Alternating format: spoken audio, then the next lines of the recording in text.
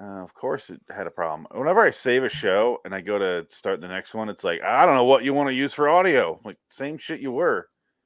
No, we're going to change it on you. There's a confusion coming in. We're going to have it be in Spanish. Now I'm recording. Okay. Now we're starting the podcast. K or a S. It's just no idea what I'm doing. Like, what the fuck am I? Like, you just get every time. It's as confusing as this court case that we just watched on, what was it called? Alcoa Theater? Oh, I'll tell you in a second here. But oh, my Christ.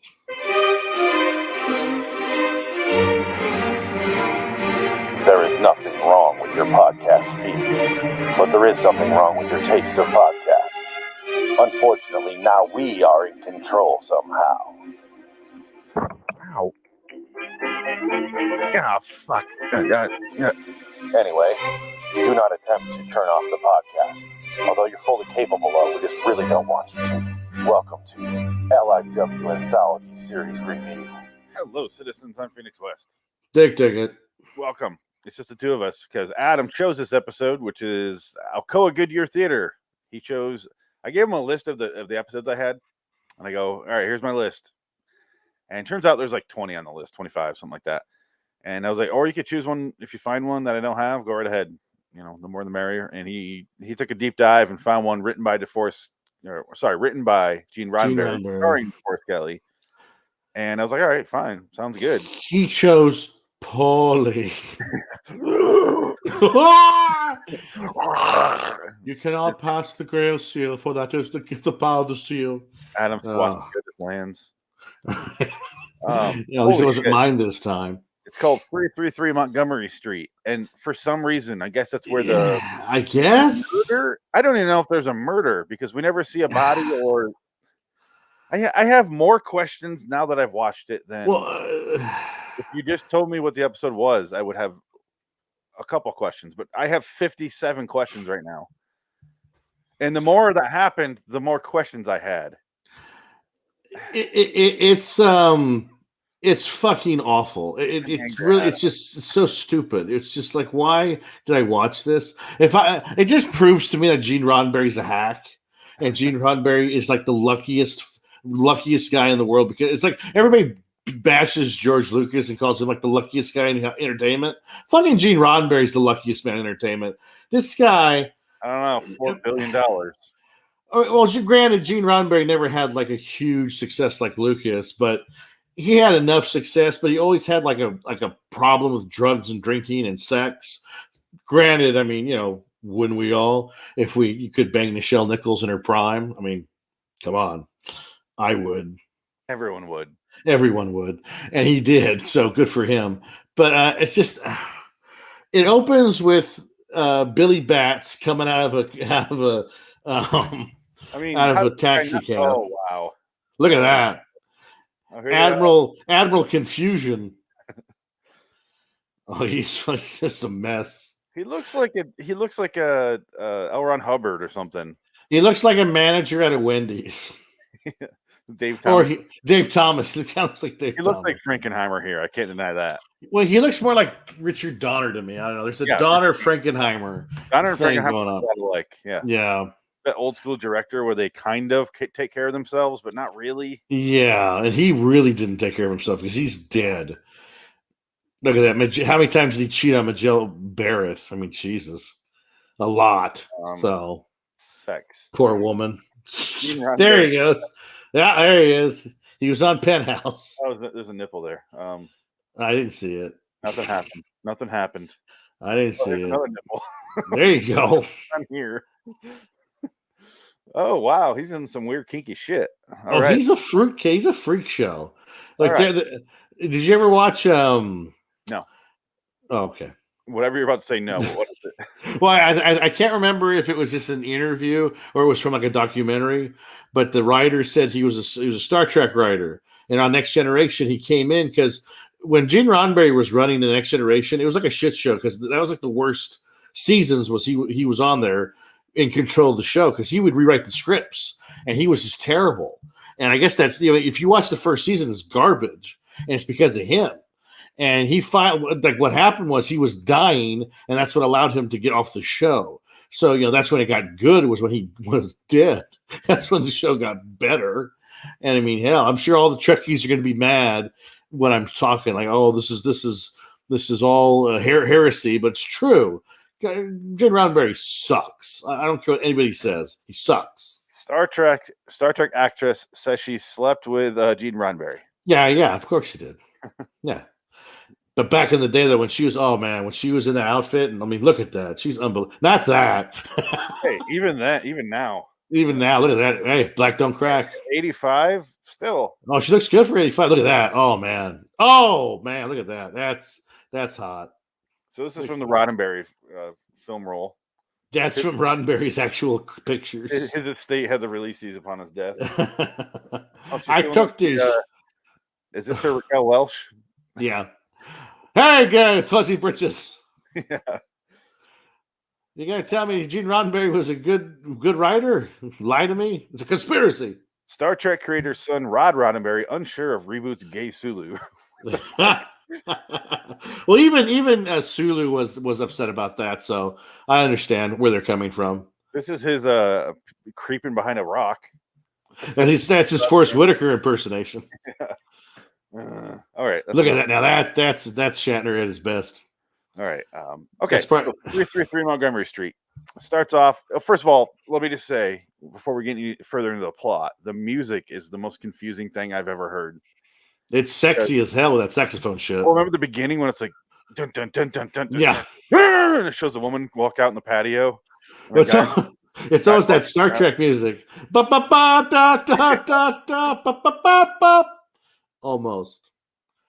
But so it opens. The Billy Bats, this guy goes into this room because a woman is like saying, "Come on up, I'll let you put your finger in me."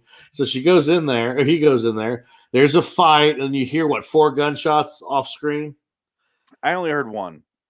So thank God I wasn't a witness in this trial. No. Although it wouldn't have mattered. It didn't matter because he was found guilty. Well, don't ruin it. I'm sorry. Well, it doesn't matter anyway because he was happy with it. He didn't seem to be upset. That's what we're going to get to, and those are where I start having a lot of questions. Well, happy St. Patrick's Day, everyone, by the way. Oh, that's right. I forgot, yeah. Oh, what are you drinking tonight? I was drinking second, but it's running short, so I got Bacardi spiced. Oh, my God. And they just came out with Tried some Bacardi. Dr. Pepper Zero Sugar Cherry. Dr. Pepper Cherry Zero Sugar. Oh, my God. So if you're diabetic, you can be a drunk now. Well, no, you can't because there's sugar and alcohol. No, not this. Bacardi sugarless?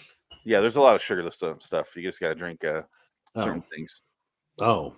I don't know about Bacardi, but I usually drink if I drink Crown, there's no sugar in Crown.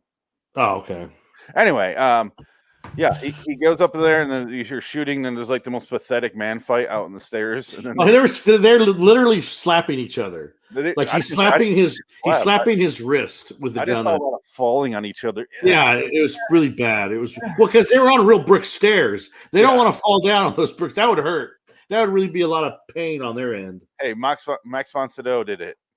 He's a real actor and a real man. Yeah. R.I.P. R.I.P. Anyway, R.I.P. Yeah, and then it cuts to DeForest Kelley talking to some guy in an office. Who at the time we thought he's a detective, but he's not. Because they're doing the noir thing with the detective agency. It was clearly setting that up, the way they were shooting it and the way the music. It's like the guy thought he was a detective. He was a PI as well. Yeah. Like a private. So he's like, "Oh, we'll do the saxophone." Because eventually the one guy, the suspect, comes in and they're playing like sexy sax while they're talking, and we're like, "What the fuck is going on? Is he gonna fuck this dude?" Yeah, he sounds like John Travolta. Yeah, we were talking like it's San Francisco, maybe, but why? If they're not gonna fuck, then why this saxophone music? What? And the saxophone, the saxophone music comes back every time DeForest Kelley's alone with somebody. Yeah. So I guess he fucks everyone he comes into contact with, according to the music. But at one point, the music just stops. Like and you never hear it again. The music just shuts off. Yeah. And they just talk the rest of the scene. Well, because he's investigating. He's trying to figure out if there was 3 bullets or 4 bullets. Well, which, according to you, you only heard 1 shot.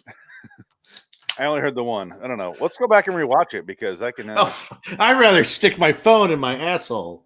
Well, get your phone ready. We're gonna rewatch it. But I'm gonna use that Palm Olive stuff that DeForest Kelly used for his head. He had the shiniest, wettest head I've ever seen in a 50s show. It looks like the old MST joke on Incredibly Strange Creatures Who Stopped Living Became Mixed Up Zombies. That episode. Oh yeah. Where they said like they're talking about like if his head touches the ceiling, you're gonna see like a wet spot.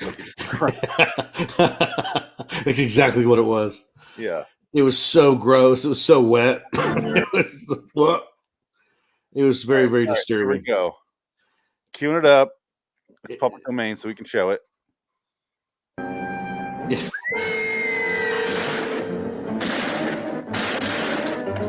That's 4. All right. I wasn't paying. We were talking and I was doing shit. So. It's fine. I don't think it matters. No, because it really doesn't. It really does not mean anything at the end of the day. At the end of the day, it seems like he could have shot that guy right in the face and said, "I did so" in court, and had the exact same result.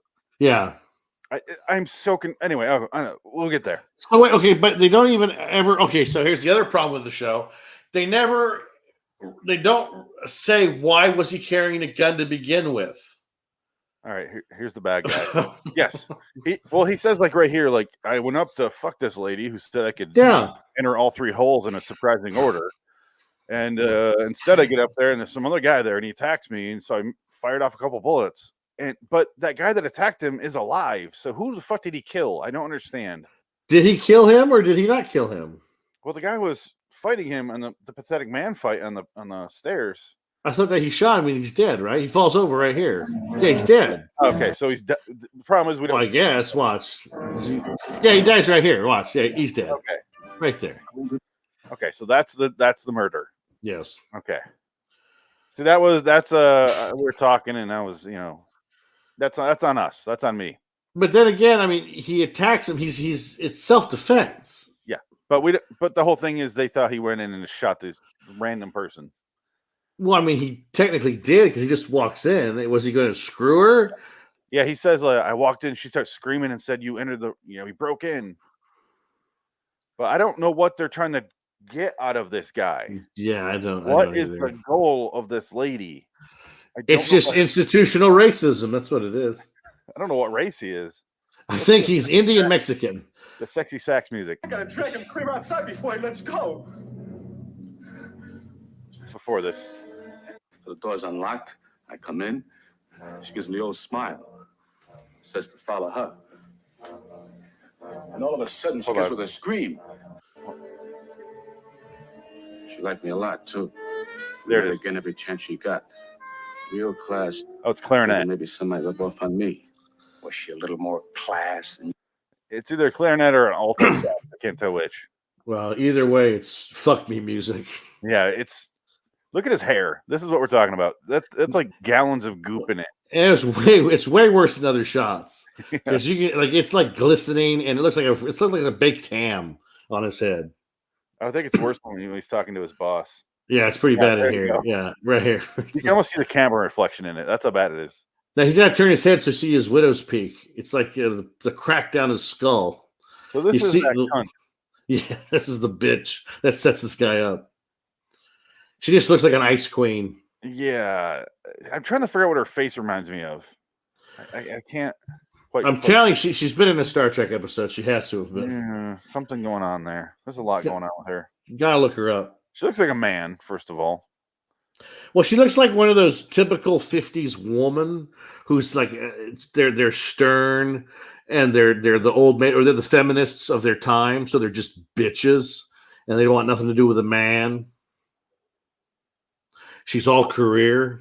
Well, apparently she wants all the men because she wants to kill all the men because she'll let them into her room and scream and shoot them.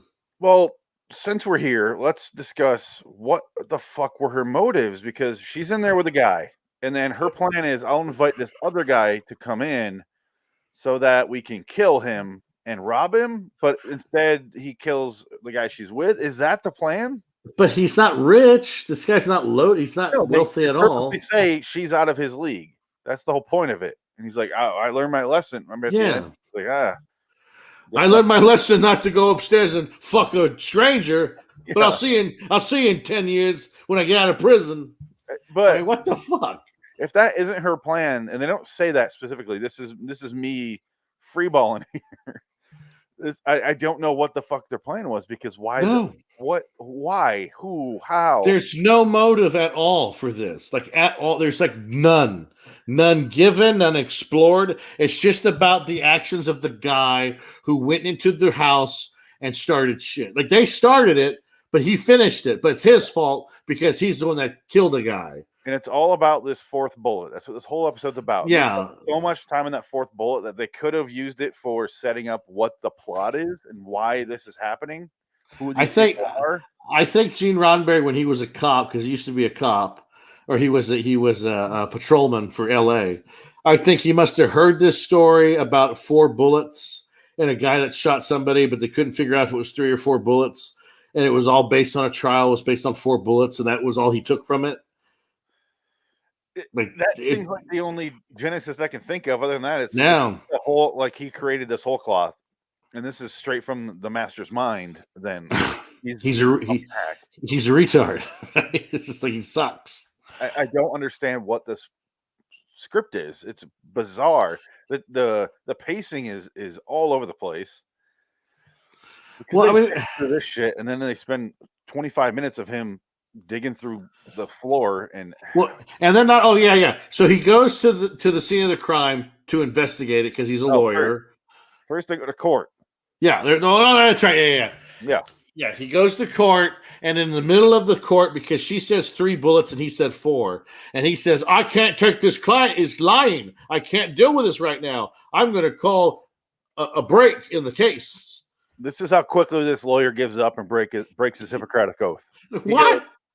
He's questioning this lady, and he goes, I swear there was 4 bullets. And she goes, no, there's only 3. And then the prosecutor comes up and he goes, oh, objection. I have a witness here, a cop, that says there's only 3 bullets. And he's like, all right, bring him in. And he questions him. He goes, yeah, there's only 3 bullets. He goes, damn, that can only mean my client is lying. Yeah. And he calls the other guy, oh, come on, Mr. Prosecutor Man. Like, is this name Prosecutorman? Or probably they just not write characters? Like, his name is Will Defense Attorney. It's the laziest writing ever. But then he goes, I don't know if I can defend this client. Let's take a recess here, and then I'll come back tomorrow, and we'll figure out if I can do this or not. And I'm like, it's not even like he says it to himself like that. He says it to the court loudly in a big, like, dramatic moment. He makes a scene. Like, he really makes a point to be like, I can't do this. He could be guilty. I can't deal with this. We got to watch that again. Let's put that up. We can do it. Because we got a lot of time to pad for this fucking episode.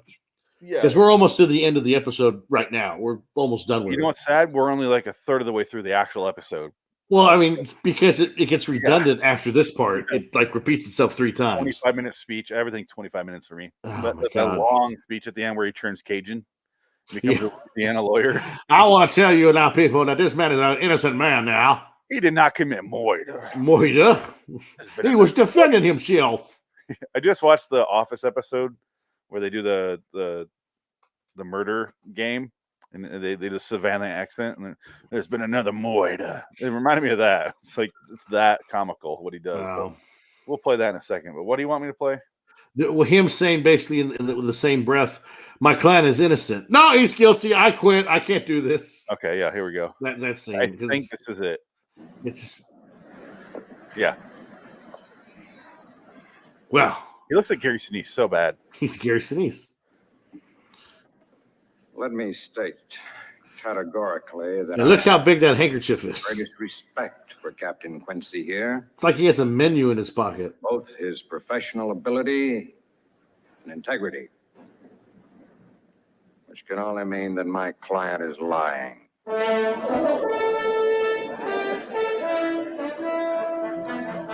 So I now ask for a reasonable continuance.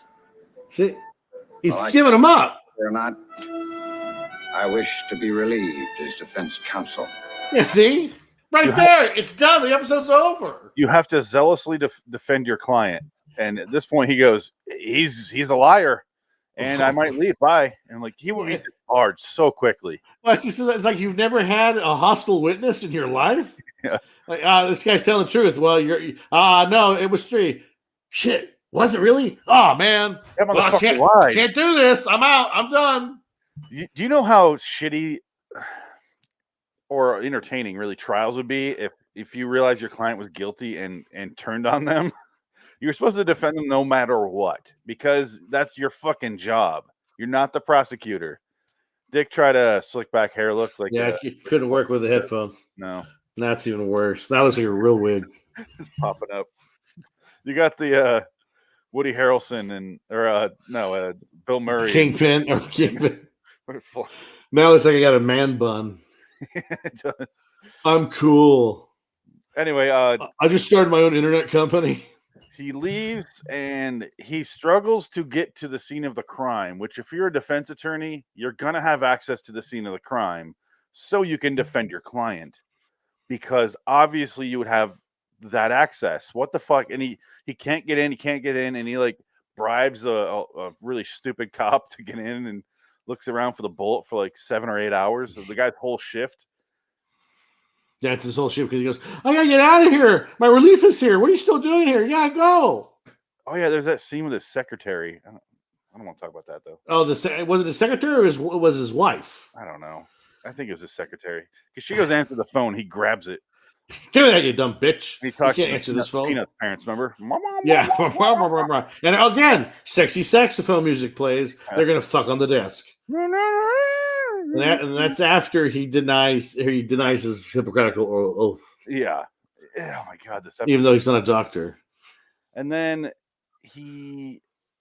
what the hell else happens? He goes and looks for the bullet. He pulls a baseboard loose after a whole thing. I'm not going to go into detail. Well, that's the thing. It takes him 25 minutes to find the bullet hole from the first gunshot, and then he finds it. And then it takes us another 10 minutes because he has to bring someone else into the crime scene, because he says the guy, oh, that's a good thing you showed me this, because then they wouldn't believe you if you pulled it out of here. The jury never would believe you. It's a good thing you brought me in here to find it. And I guess that was the whole ploy of the con on DeForest Kelly's lawyer part, was to get the district attorney to look. I guess he's the district attorney. I don't know who this guy is. No, he's not the district attorney, because he's just some guy. Prosecutors work for the district attorney, so he's on the other side. So this is like the head of the lawyer firm. But so what? Like, the good thing you didn't find this alone. They would never believe you. I was here, so they're going to believe this story. Yeah, because you work for me and I work for the firm. They'll believe us both. Like, what the fuck? Oswald didn't kill Kennedy. We just proved it because I was there. It wasn't Oswald. It was the government. Back in through the baseboard. Back through the baseboard. Baseboard. Oh, my God. We're through the looking glass here, people. Oh, man. White is black and black is white. Kevin Bacon in gold again. You don't mind, Mary. Pinching nipples and snorting coke. Watching exercise videos from the 50s. You know, Kevin Bacon has another new TV show coming out. Again? Yes. I just went back and rewatched The Following. I enjoyed that show. Yeah. It went on too long with only 3 Was seasons. it? Oh, they ran out of steam in 3 seasons. It should have been 2 seasons. Call it good. Yeah. Wrap it up. But no, Fox doesn't work that way. No, they run anything into the ground and they'll bring it back and run into the ground again. Prison Break. Simpsons, that needs to go. And they renewed it for 2 more fucking seasons. Like, what the? Why? Hey, to be fair, the last every episode I've watched the last 3 or 4 years have been pretty good. Have they? I haven't. I just don't bother. I just don't. The decade before that. Yeah. I mean, I've watched a handful of new episodes, and they were funny. So I have to admit that, you know what, it wasn't bad. I was like, okay, maybe they're not terrible. It's because they had a decade there where they're trying to be Family Guy, and you're not Family Guy. You're better than Family Guy. Don't try because they're popular. Just stop. Yeah. And then they gave that up. Like, fuck it, and they turned house. Got all new writers and stuff. And it's not bad now. It's I don't want to watch it that often, but when I do, Not bad. Well, I got Disney Plus, so I got them all, so I can watch them all. But I always go back to the first 8, 9, 10, 12 seasons. Yeah, I say just stay in there. Season 12, 13, you can stop watching. Yeah. After that, it's just yeah. But seasons 4 and 5 are just the greatest. I think for me, I think part of 3, 4, 5, 6, 7 are pretty solid. I like season 8. Season 8, I would say at 4 to 10 are pretty good, or probably the best ever. Yeah, but that's the thing. I mean, you got but the 5th season, 4th season, that's the best ever, and that's what Conan was writing for him. And Conan's stuff kind of stayed around for about 2 more seasons after that. Monorail, Conan episode, and then when Homer goes to college, nerds. When Phil Hartman dies, you can stop watching The Simpsons. Yeah, because it loses a lot with just a minor character dying. And that was like shit. I want to say 98. It was, I don't know. It was 98, but I had his 2 episodes. He did 2 episodes after he died. Yeah. Or they were aired after he died. So I think he went another season. He came back from the dead. He came back from the dead to finish his looping. God. He's that committed. His wife's a cunt. Anyway. Man. Speaking of Moida. Moida most foul. He goes and finds the bullet. He comes back and does without exaggerating, an 8-minute speech. Do you want to say? I can look it up while you roughly talk about it. Talk about his hair is shining as hell. His hair is so shiny. Okay, so it goes from 1718, and the speech ends with the guy coming up and saying he's guilty. That's the best part of the show. It's reasonable. He died because of a beckoning finger. Yeah, Your Honor. Please. So 17 through 21. So 4 minutes, but it felt wow. That's a long time for a 50s theater show.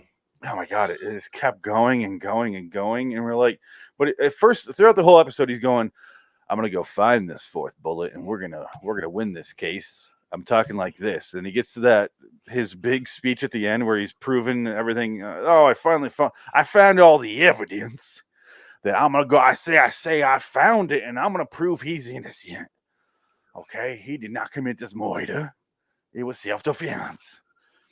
Talks like that. And we're like, what the fuck happened? It is an abrupt shift in accent. And then all of a sudden, what do you find? The jury finds the client, the defendant, guilty, Your Honor. It was funny because during the commentary, I go, hard cut, guilty. And that's pretty much what happened. And then it goes, yes, sir, we have a verdict. We find the defendant, blah, blah, blah, blah, blah, guilty. And we gotta watch that because you can't understand without seeing it, like what we're talking about. You have to see it to believe it because it's almost unbelievable. The whole time he's proven that there was a 4th bullet, and he shot the 4th bullet into the baseboard. They couldn't find it. That's the new evidence brought into the trial.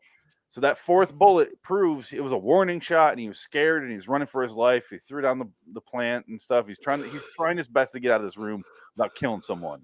That's the point of the 4th bullet. And after that's introduced, we get the verdict here.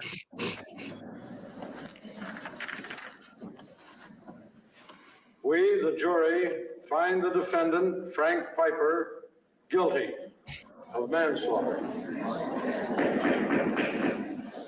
want to thank the ladies and gentlemen of the jury for their service. But watch. This is where it gets confusing. He was just found guilty of murder. And watch how they react. Convene at 10 a.m. tomorrow morning for sentencing. You did it. Well, the judge will say 1 to 10 tomorrow. I guess you know that, though. So I'll be a little older and maybe a little wiser. Well, look me up then. Look me up then after you get raped in prison for multiple years at a time, Andy Dufresne. How about lunch tomorrow? Valley. 12 o'clock? 12 o'clock. They're celebrating. We're going to get lunch. Let's get some shrimp. What the fuck just happened? That's how it ends. Well, you're going to prison. Bye. Let's go get lunch. I'll see you when you get out in 10 years in your Swiss cheese. I'll see you maybe then. 1 to 10, but then again, you might kill someone in prison and get more time out of your sentence. I don't know. Oh, you're gonna have to join a gang. And you're going to be joining the Mexican But I mafia. represent the Aryan nation. Oh wait, you're not white. Oh, by the way, they're not going to like you in there. Some people will really like you. Some people You're won't. pretty. You're nice and tan. You got that caramel skin. They like that. It's smooth. They're gonna make a mocha blend out of you. I'm going to give you a nice going away present. 10 packets, 10 cartons of Lucky Strikes. That'll keep you going in You're prison. the man who can get you things. I need a rock hammer. I read that book, that like the novella that Stephen King wrote, and Yeah. there's pages devoted to how much he stuck money up his ass. And I'm like, I get it, Stephen. Stop telling me how much he shoved up his ass. Stephen King isn't that good. Let's just be honest. Stephen King is highly overrated. He's a very, very good idea man. Idea guy, yeah. He's But a very then good idea man, yes. When he breaks it down in his own mannerisms, you go, oh, you're a fucking weirdo. Everything was drawn out. And I remember one time I tried to read, I think it was It. And he started to describe a pillow and how red it was for like 3 pages. And I go, fucking done. And I never tried again. He does that a lot.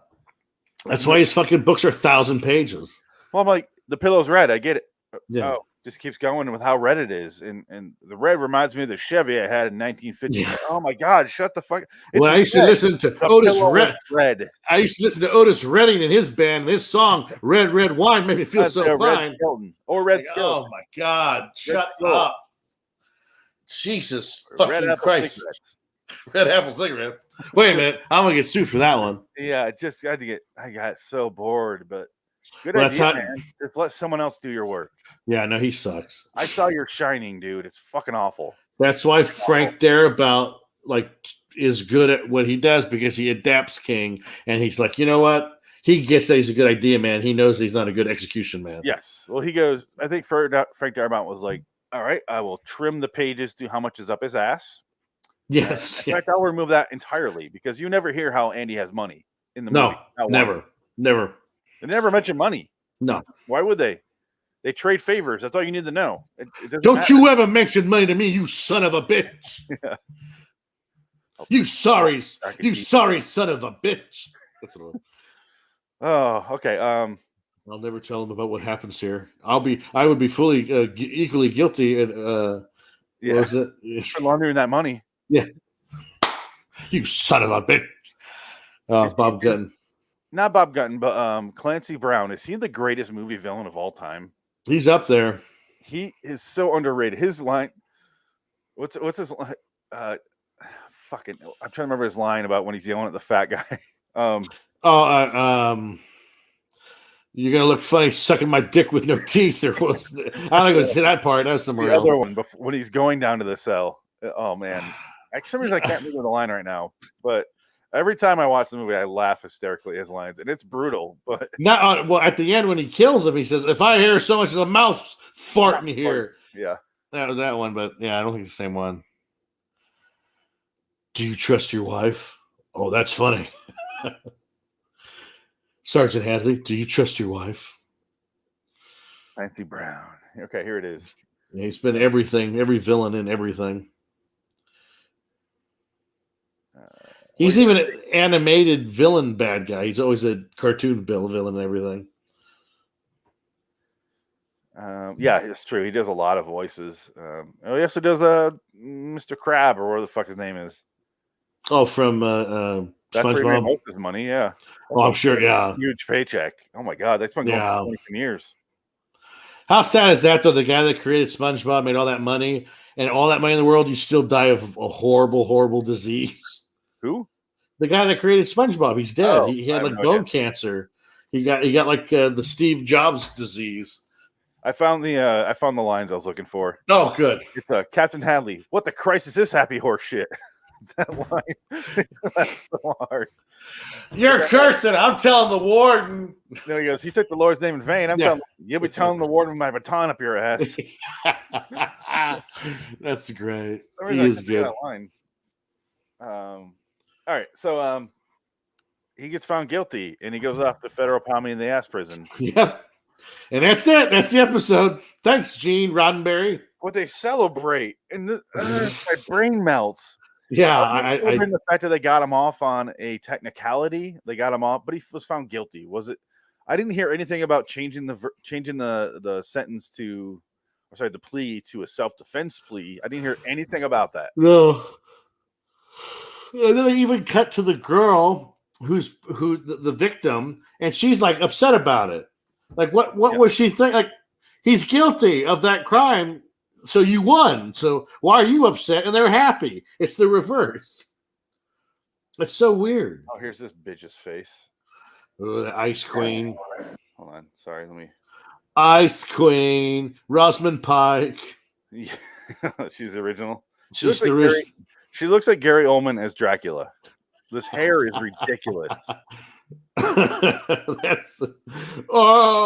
I've spent oceans of time to find you. Gary Oldman and this girl.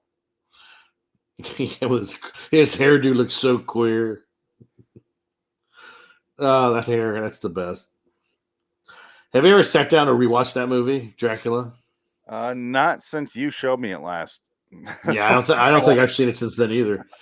I remember we watched it just before I moved back to Michigan. Yeah, and I was like, oh, I liked it more. You had on Laserdisc, I think. I don't remember, but yeah, we watched the Laserdisc, I think. Yeah. And then I moved, and then that was it. I watched it. So nope.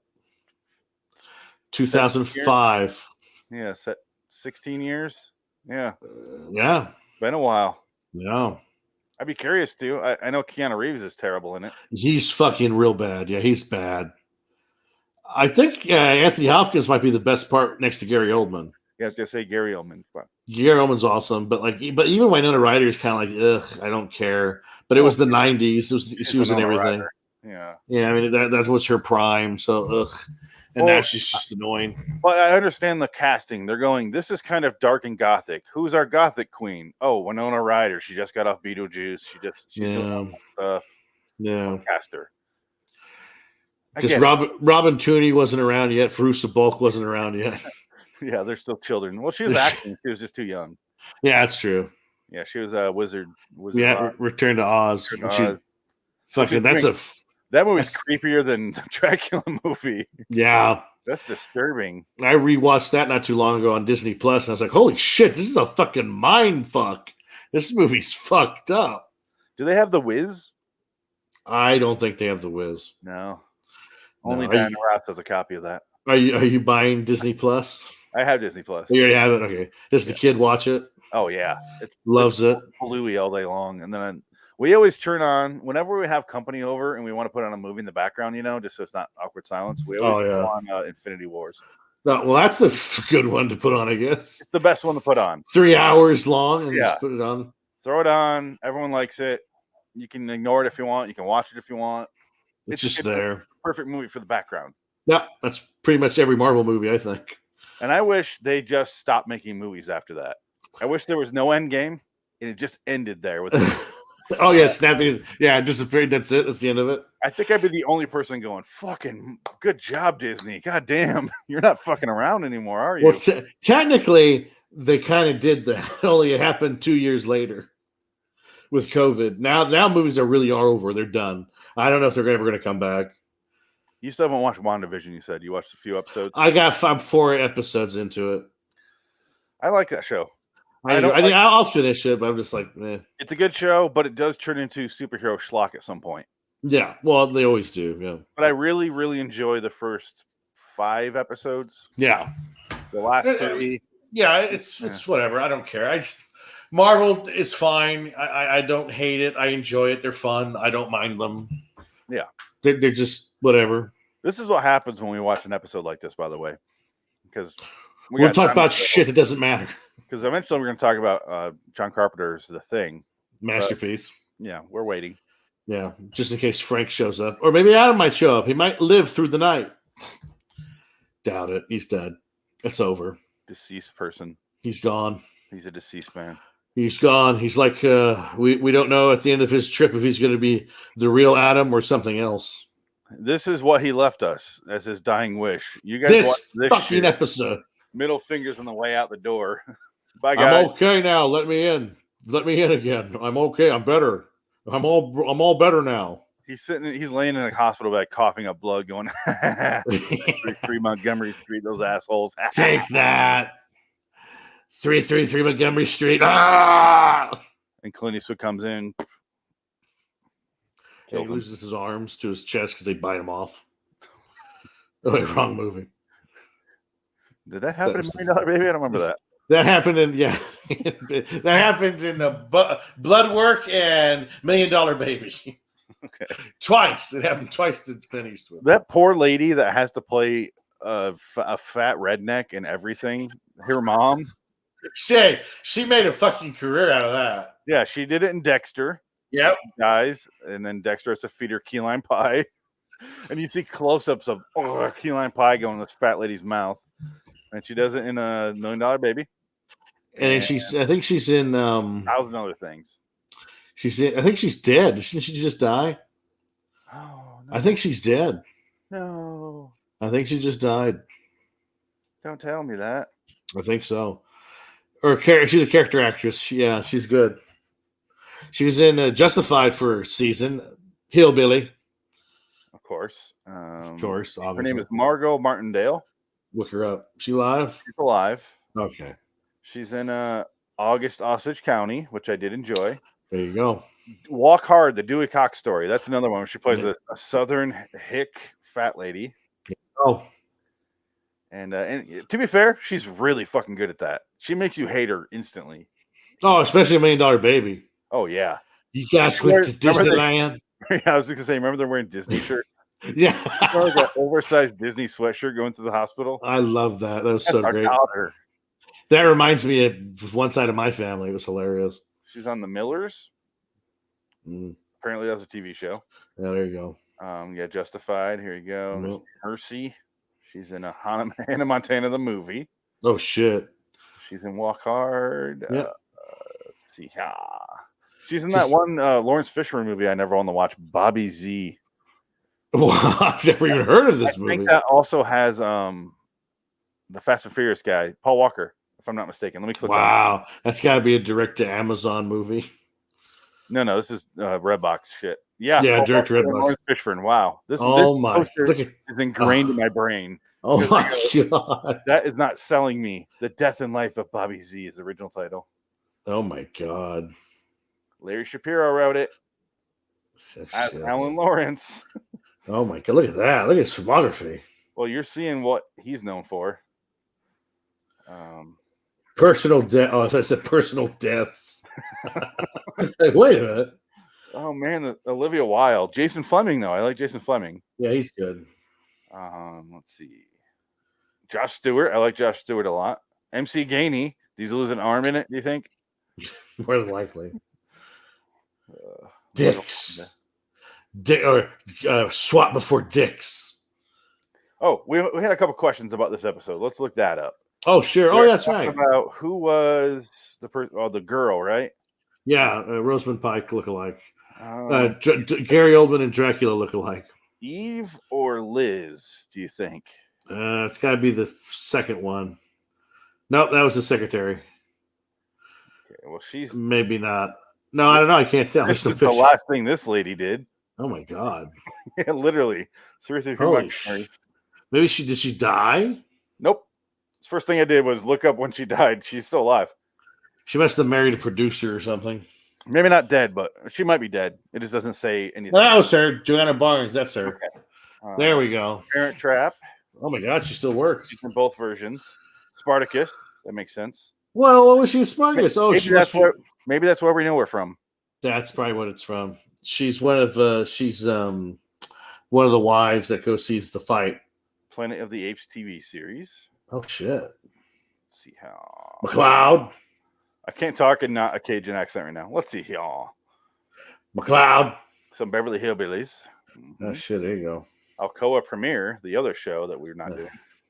Well, it'll come up again because we like to suffer. Well, guess what's next is we're going to choose what show you get to choose from. Oh, good. Let's get that over with. I don't see Star Trek on here. I do see this. Damn it.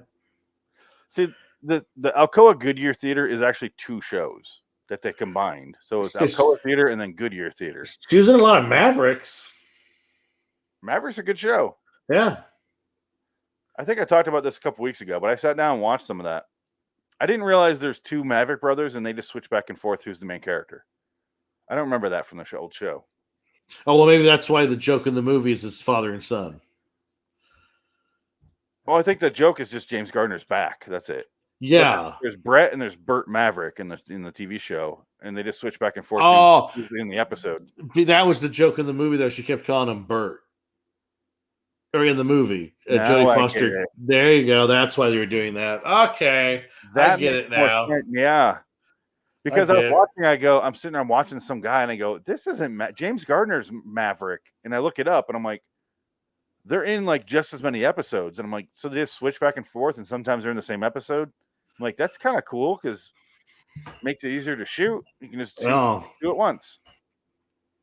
But the episode I watched was really fucking good. I was like, sitting there 25 minutes later going, oh, holy shit. Holy Maverick, you son of a bitch. You got me. It's a good show. I don't know. I like it. Well, that's good. There's some good Westerns out there. Yeah. Rawhide doesn't have that effect on me. Well, the year before my grandpa died, he kept watching Bonanza and The Virginian. Those are his shows he was watching like every day. So like I go see him and we just watch a Virginian for a bit before we go to lunch or breakfast. It's actually not a bad show, but it's very much of its time. Yeah. I think it was more interesting than Bonanza. Like they had more kind of edgy stuff on Virginian.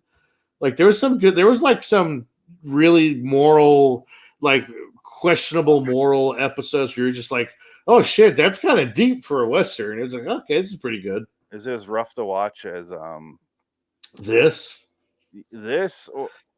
Some of those Westerns are pretty good, and some of them you watch, you're like, like Roy Rogers. I saw some. Those are not fun. Boring.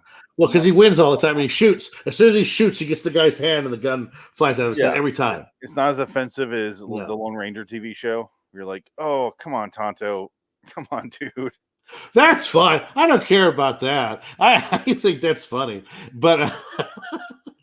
It's just the awkward, like how they treat women on the show is even better. Oh, they weren't like people. They were just. Oh no, yeah, they're there to get fucked.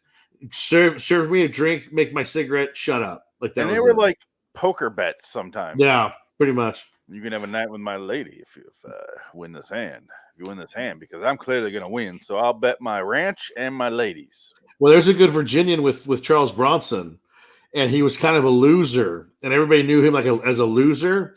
And he had to marry, I don't remember if it was his wife. Like he had to marry his brother's wife because his brother died or something like that. I don't remember exactly but he had a wife. And the wife was trying to be like, I'm proud of you. You're doing it. He goes, don't talk to me like that. You don't know what you're doing. I'm terrible. And he tries to go get killed or something. Like he's just an idiot. And it's just this really weird, self-defeating man who doesn't understand how lucky he is. And it's just like, is that the message? Or were men just this stupid in this period? And you never know. Then you don't know. Like it's just like, yeah, I don't know. Because because he gets upset with the Virginian because like he has like the hots for his wife. He goes, "Don't you ever look at my wife again?" And he punches him. And like they all try to gain on it because they all hate him in town. It's like he's like the asshole of the town, and he's a loser because he can't succeed in anything. But somehow he's got a hot wife. When you tell me this, for some reason, all I could think about is that stupid Brothers movie with Gyllenhaal and Toby. Oh God! Oh, that's a terrible movie. Portman. Yeah, the retard crier. They thought they were doing like art. They thought they were doing fucking art in that movie, and you watch it, and you're just like, "This is so stupid." I saw that in the theater. That was fucking awful. You know what's good though is the Prisoners. Not great. Yeah, Prisoners is fine. Yeah, not great. Good. Yeah, that's fine. Solid. Yeah. So I like Gyllenhaal in almost everything he's in. He's good. He's great. Nightcrawler. Oh, Nightcrawler's great. Nightcrawler's creepy. Like that dude is creepy as shit. Yeah. I even liked Renee Zellweger. Yeah. Yeah. Now, Renee Russo, you know why she's in that movie? She's married to the writer-director. I had to introduce the girlfriend the other day to the two versions of Renee Zellweger. The bad. I'm like, hold still, because the Renee looks not like what's her name? Robin Wright Penn. She looks like her now. Yeah, so do not get used to pucker. She got sick of that being made fun of. She looks nothing like the person she used to be. I think she saw that Family Guy thing where they turn her into an anteater. No more. Have them stop that. I want to stop that. And it worked out well because she has like an Oscar nomination now. Sure. She has an Oscar. She won an Oscar. Did she win for? She won for Coal Mountain. No, she was just nominated for Judy, right? Yeah, she just was nominated. She didn't win. Yeah, because it was the other daughter of someone famous. Yeah, it's whatever. They're all related. Who gives a fuck? The girl that won was last year. Yeah, it was Laura Dern. Laura Dern won. No, she didn't. Yeah, she did. For what? She won for some Last Jedi. No, she won for something. No, she maybe a Grammy or an Emmy or a Golden Globe. I don't remember winning an Oscar. Oh, maybe she did. She won for Marriage Story, Best Supporting Actress. Oh, supporting actress. Okay. See how little I care about the Oscars? Like, I used to know that shit. I don't care anymore. Like, I really don't fucking care about the Oscars. They mean nothing to me. I don't think they mean anything to anything anymore. They suck. They're terrible. I remember having very long conversations with everybody in film school about 1994. And yes. Gump. Yep. And that should be. The Oscars should have just stopped. No, the Oscars should have stopped in 1979. Kramer versus Kramer wins Best Picture against Apocalypse Now. Yeah. So that's it. Yeah. What movie do I remember all these years later? Apocalypse Now? Yeah, I would say. I remember that one scene from Kramer versus Kramer. They're in the restaurant and he freaks out. Yeah, where Dustin Hoffman plays himself as a fucking sniveling little prick. Is there someone else that is more forgettable that is still a legendary actor than Dustin Hoffman? Warren Beatty. You have me there. There you go. I can still name 3 Warren Beatty movies I like. Oh, sure, yeah. Versus Dustin Hoffman, who I go, that movie's okay. Because I finally watched Rain Man. No, Rain Man is okay.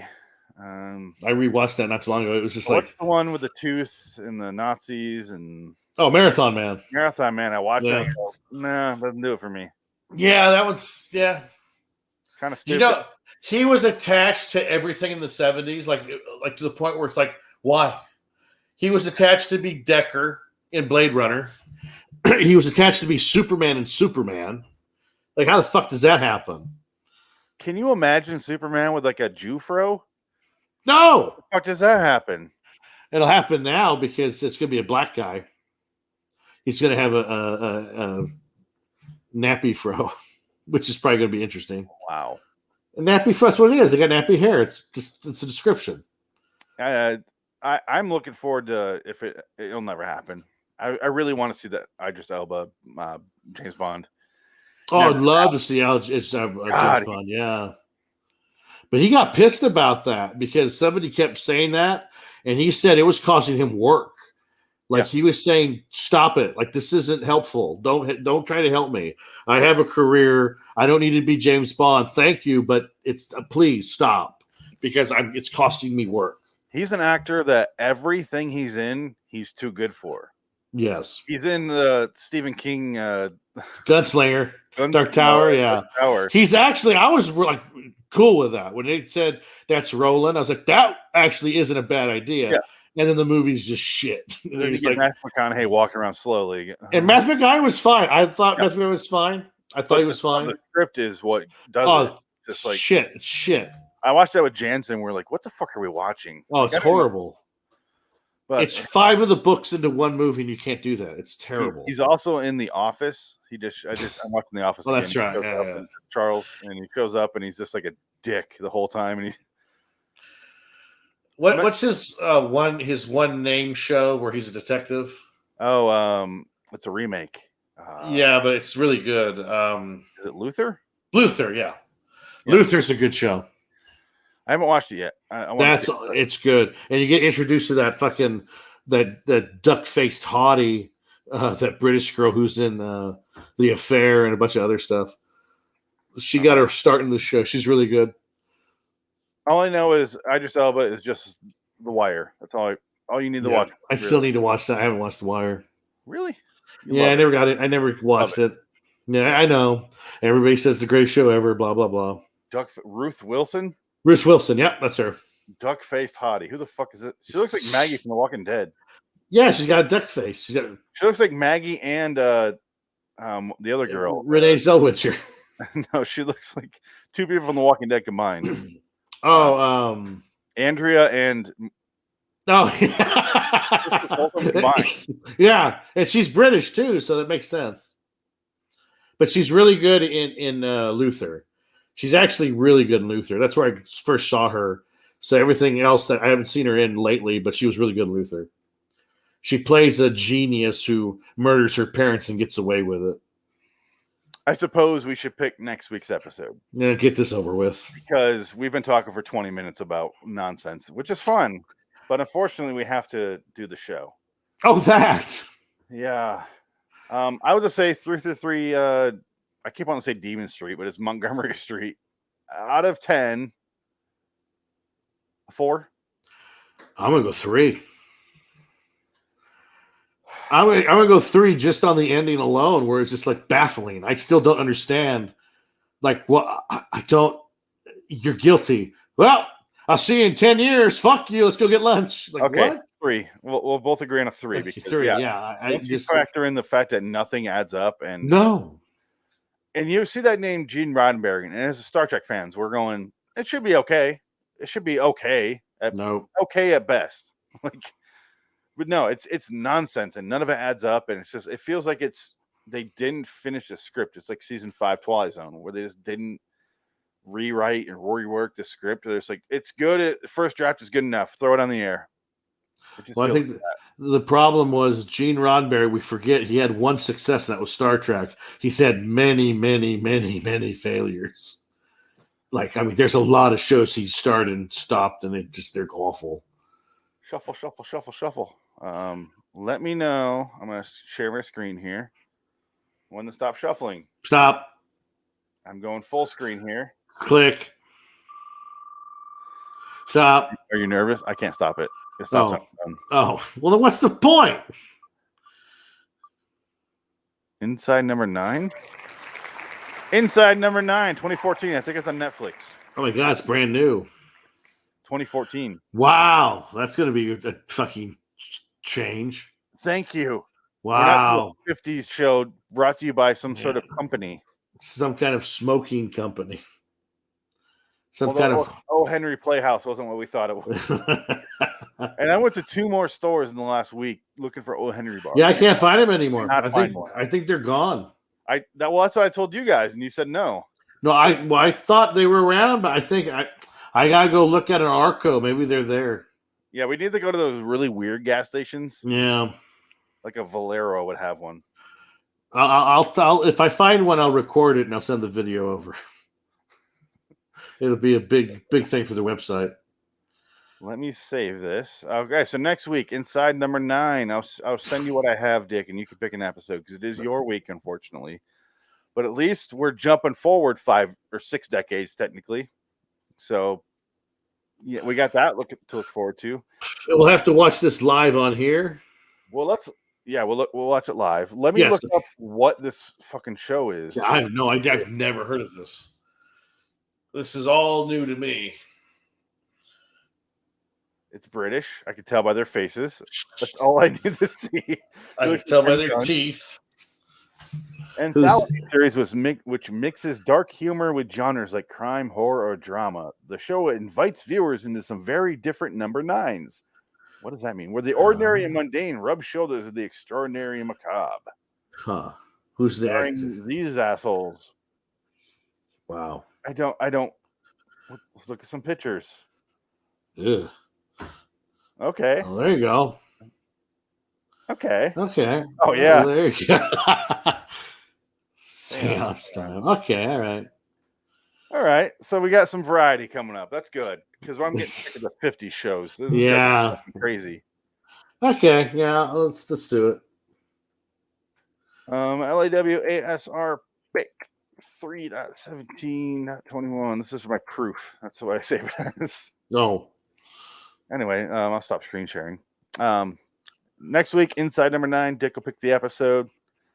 I'll find a platform we can watch it on. I have some on my computer. That's why I throw it on the list. But I'll let you know what I have and all that and blah, blah, blah. I'll tell the behind-the-scenes shit. Anyway, we gave it a 3. That was generous. There's stuff in this episode I would have liked had it made any sort of coherent sense. It doesn't make any sense. It's just like, what? And we're fair because there's a scene where we're horribly confused where he's digging the bullet out. He finds the bullet and he's not digging it out, but he finds it and then he brings in his master, whatever he is. Yes. Back and he's like, oh, this is here. Where could this bullet have gone? And we're like, we already saw this. Like, but we realize because he has a line at the end, if you found this by yourself, they wouldn't believe you. So we're like, okay, yeah, so we're fair. But then again, what they could have done was they could have just had that scene where DeForest Kelly's talking to the cop, cut to, I'll be right back, stay here. And then he brings the guy, and like we don't need to see him finding the bullet again and again and again. It was like the pool guy. He kept getting shot over and over again. Yeah. He kept seeing that fucking bullet over and over again. Because what we have, and this would be my last words on this episode, is forever a scene talking about the fourth bullet with the accused, DeForest Kelly looking for the fourth bullet, brings in his boss to find the fourth bullet, goes back to the courtroom to talk about the fourth bullet. No, in there he also talks to his secretary/wife about the fourth bullet, and it's just the most repetitive fucking thing, and you feel like you're in an eternal nightmare. And then he has the bullet in court, showing him the bullet. And he's holding it. Not in the baggie, just in his little. He has the bullet like out in the evidence bag, just holding around, doing nothing. I'm telling Frank to get on because we're about to get to. Yeah. We're about to get to the thing. So let's end here. Should I play a clip? A random clip? Yes. Let's play this one. Phoenix has a small wiener. That's Jansen saying I have a small wiener. I saved it. Fantastic. Yeah. I have this one. Is this all I am? A fucking joke to be played by you. Is this my existence? What is the point? If I could kill myself, I would. I also have this. Phoenix lashes out at others so he doesn't have to think about how he will die alone and unloved.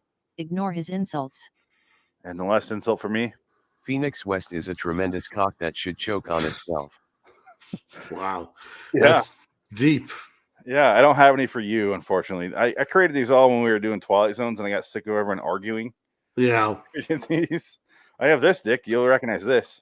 When I die, I wanna be high. Never worry. Just bury me, along with my currency. Try Twilight Zone. Classic.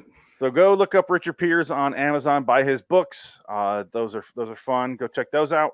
For me, I would say LIW The Twilight Zone Review is another podcast or live show, which you can listen to on your podcast feed, or Loitering in Wonderland on YouTube. On Twitter, LIW The TZ Review, LIW Anthology Series Pod, B-Movie Battle, Phoenix West, LIW Studios. Those are my 5 feeds. I have 5 feeds I have to keep track of, and it's exhausting. Anyway. It hurts my head. LIWstudios.com for all those shows and all that shit. Also check out RaidersOfTheLostFlix.com for Adam's stuff. He's not here today, but he picked this episode, so I figured I'd give him a shout out. Until next time, in the meantime, I'm Phoenix West. Dickhead. So long, citizens. Don't die in the hospital, but if you do, maybe you deserve it. 333 Montgomery Street. Asshole. I'm ending on asshole. Here's how that podcast ends. Asshole. Oh shit, did you just see this? They just announced NECA just announced a McCready figure.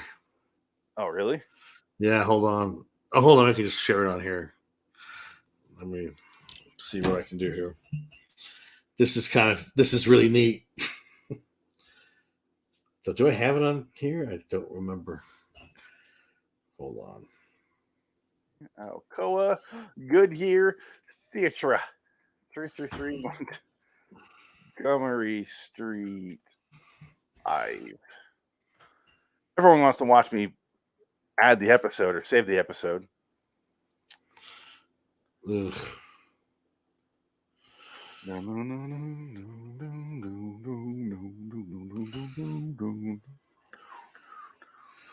Okay. And now I check for audio quality. I'd be in Spanish. Now I'm recording. Okay. Now we're starting the podcast. Around for the bullet for like 7.9. Is this my existence? Appears on Amazon by his. Okay. There's that.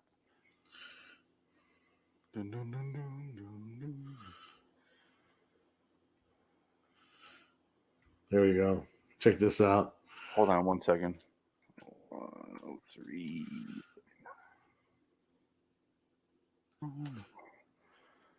All right, here it comes. Even comes with his hat and J&B bottle. It doesn't come with the chess wizard. Yeah, that'll be a special effect. That'd be a special edition version. Why was there Brock Lesnar? That's probably a figure they're doing. Wow, that's crazy. When's it coming out? Summer of this year. Wow. That's insane. Doesn't really look like Kurt Russell, though. That does not look like Kurt Russell.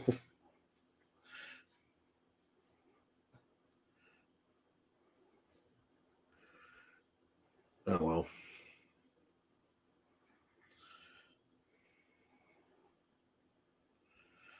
Get a drink of water.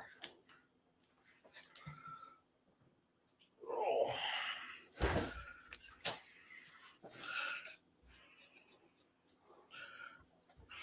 We'll be right back. We'll be right back. I muted you, Dick.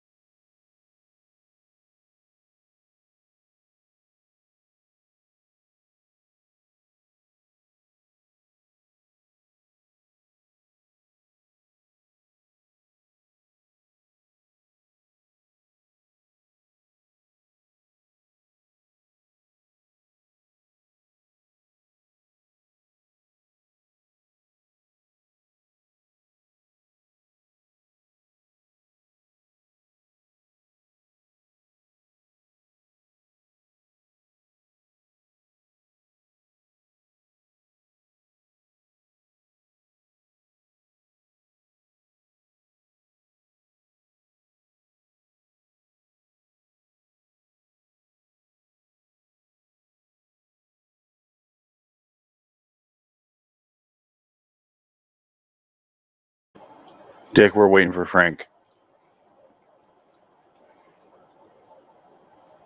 Can you hear me? Hello? I'm all alone. Hello?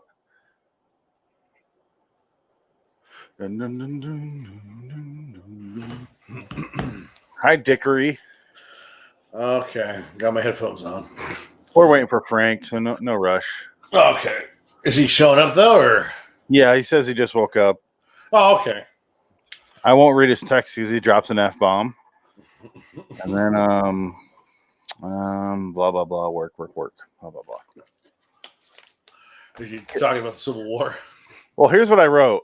Because I go, get on, Frank. And he wrote, dude, can you be a bit more compassionate? Like, what? That's what I wrote because I was talking. We were talking on the live stream. So I wasn't like, hello, Francis. It is time for your... Francis! Yeah.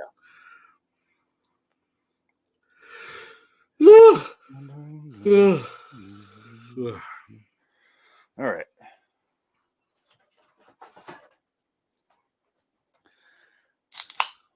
That's right.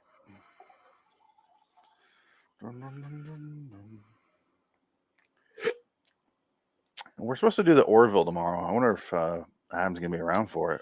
Well, that's we got Friday the movie watch, so I don't know. He might be out of it for a few days. I don't know. Shit happens when you party naked. There we go. If I mute myself, can you hear this? Hear what? Hold on. I want to cue something up and just see if you can hear it.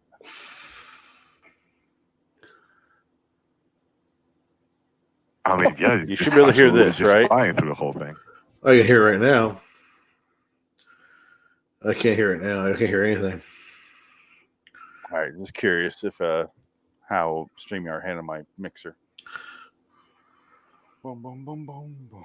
Why do I have Johnny Cash? Stupid, simplistic bass line in my head. Dun, dun, dun, dun, dun, dun, dun, dun, dun. This goes for every song I sing. Yeah. It's I'm on methamphetamine. I'm on Twitter and it says it's Brian Deschart's birthday. Who? Who? Yeah, duh. Who? He's the blue checker. You're on the front. Happy birthday to you. Who the fuck is this person? Why is he on your wall? Oh, thank you all for you've done for creating the wonderful Deschart Games community, the best online family there is. Nope. So it's his birthday. People do doodles of him. He looks like he's just a guy who streams video games. Wow. Why the holy fuck would I care about that guy? It's beyond me, and why Twitter thinks I need to see that. Twitter wants you to do what they tell you to do. No. You know what? Let's start without him. I'm bored. Okay, he'll pop up. Yeah. All right. Let's recording the theme song or recording the podcast. Let's do the theme song. All right. Hold on. Yeah. John Carpenter review. Episode 8. That was more like Ennio Morricone. A little bit, yeah. Well, for the thing, he does do the music. Yeah. So.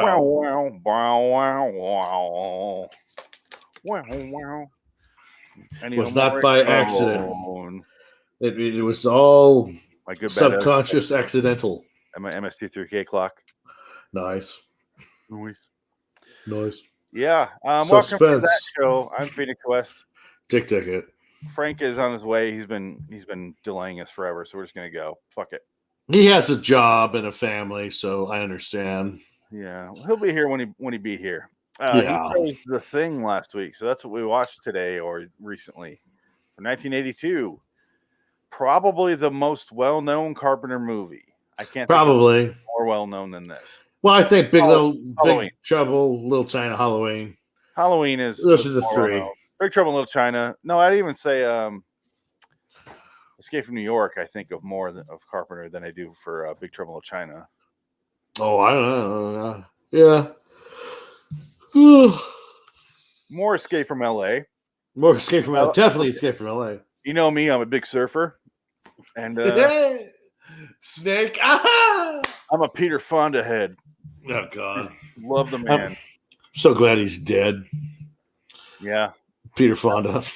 We got Bridget Fonda left, and Jane Fonda's still alive, right? Jane Fonda's still kicking because she's got them fake breasts. They're keeping her alive. Yeah. Fucking traitor. Her nudity in Barbarella is really confusing. I never watched it. I only saw the opening, like where she's doing the thing. I'm like, I don't know. All I know is that in her biography, she talked about the Barbarella years, and she wasn't happy, and her husband at the time made her have 3 ways with women. Nice. So yeah, I'm going to buy the book now for sure. Did she prefer to be in Clute with Donald Sutherland, where she ate cat food? Would she prefer that? She'd rather have Donald Sutherland fuck her than her husband at the time. I like Bridget Fonda and Jackie Brown, where she's like, "Want to fuck?" Yeah, it's like, ugh, they really hit the spot. Yeah, that's what he says to her after he Lewis. I know. When he shot her in the parking lot, I was like, "Yes." That's exactly. He's like, "Fuck, I shouldn't have done that." That was so funny. Jackie Brown is Quentin Tarantino's best movie, I think. Oh, definitely. I think it's his best. Yeah.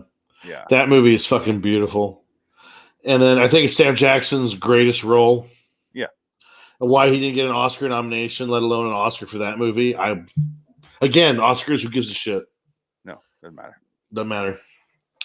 Well, that year was Shakespeare in Love year, right?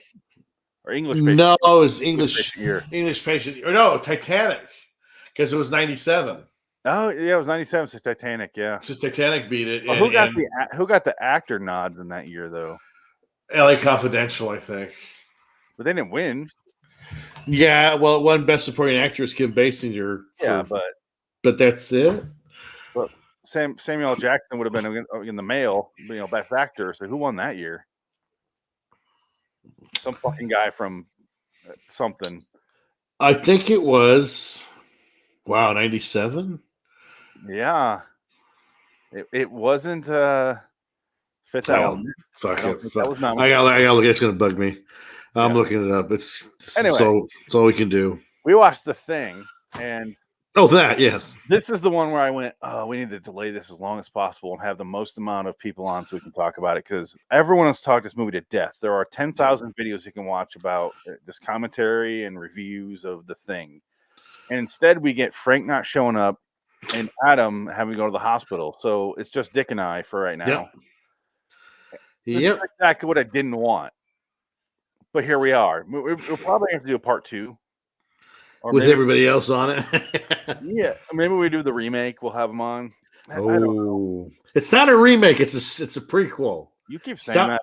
It's a prequel. It is a prequel. It is the Norwegian crew that finds the spaceship. That's why there's no Norwegians in it. Yes, I know. It's a fucking stupid prequel. Yes. It makes no sense. I understand that it is a prequel, technically. Yes. It's also a remake because it's the same fucking thing. Pretty much. Yeah, it's awful. But what are you going to do with a prequel to this movie? Because, I mean, I don't even have to go through and set it up because everyone's seen this fucking movie. So I'm not even going to waste our time going through scenes. And to be honest, the scenes are all the fucking same, which sounds like a detriment, but it works in this movie's favor because it's just this movie is all building suspense and suspicion, paranoia, and that's the whole movie. Yeah. So thanks for watching. Have a good night. To the well, that's what it just turned 70, I think, yesterday. I know. I saw that. He's 70 years old?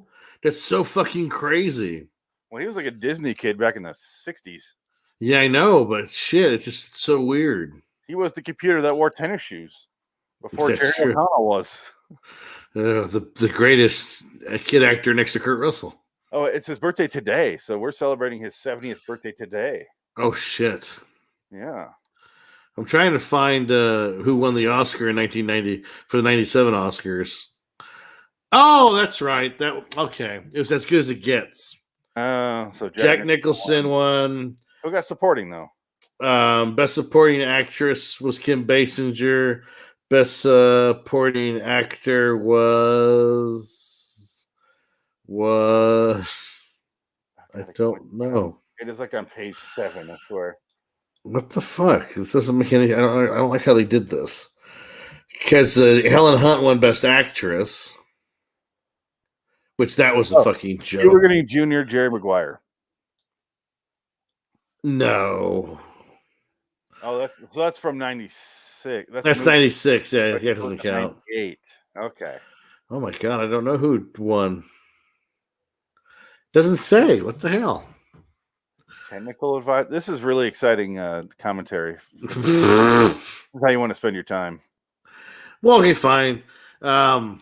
It's a Robin Williams, Good Will Hunting. That's right. Yeah, that's right. That was supporting actor. Yep. And now he's dead. So here's a little confession I have for this movie. Yes. There's 75 old white guys in this movie, and I can't keep track of them. Well, I watched this movie with a commentary, and they did discuss that.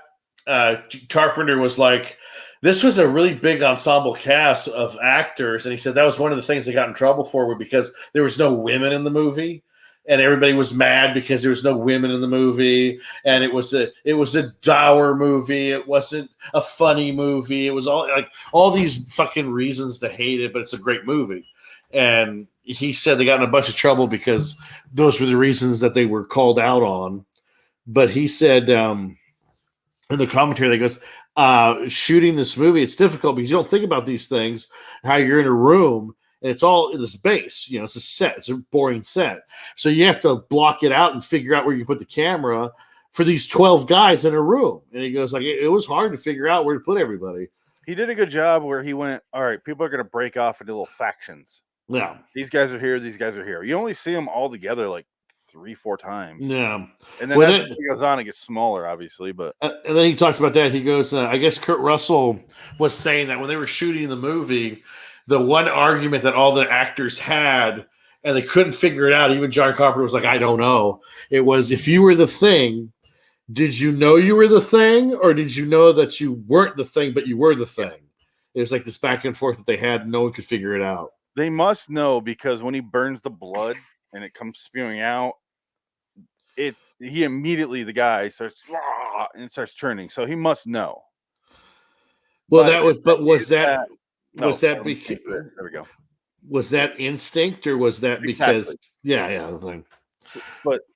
But that leads more toward they know. But right, unless it's I'm discovered, all bets are off. And how much does the human person, because it doesn't take over the human, it just replicates them, right? Well, that's the thing. Does it take it over completely, or what?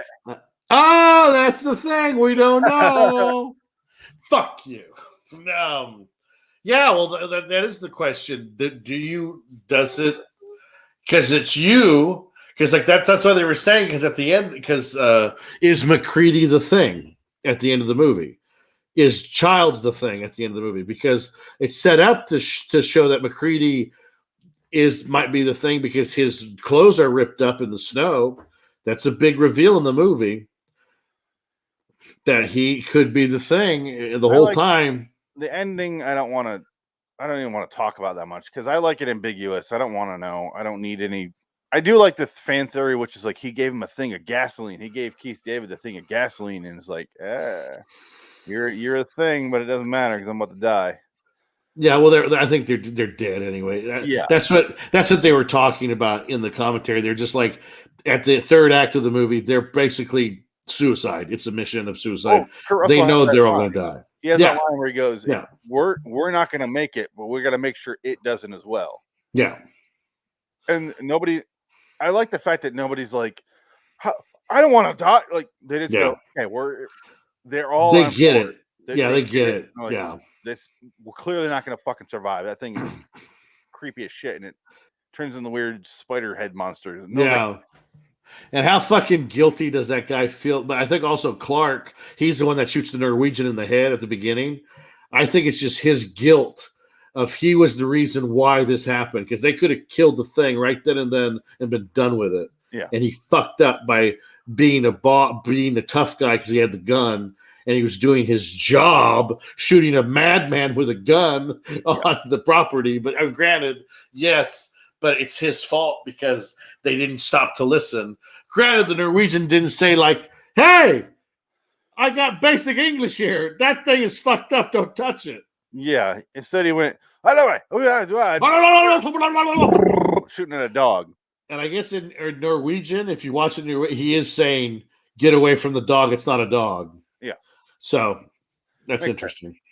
The opening is interesting because obviously nobody in the fucking world, I don't even think John Carpenter likes it. I didn't look up anything because I didn't want to.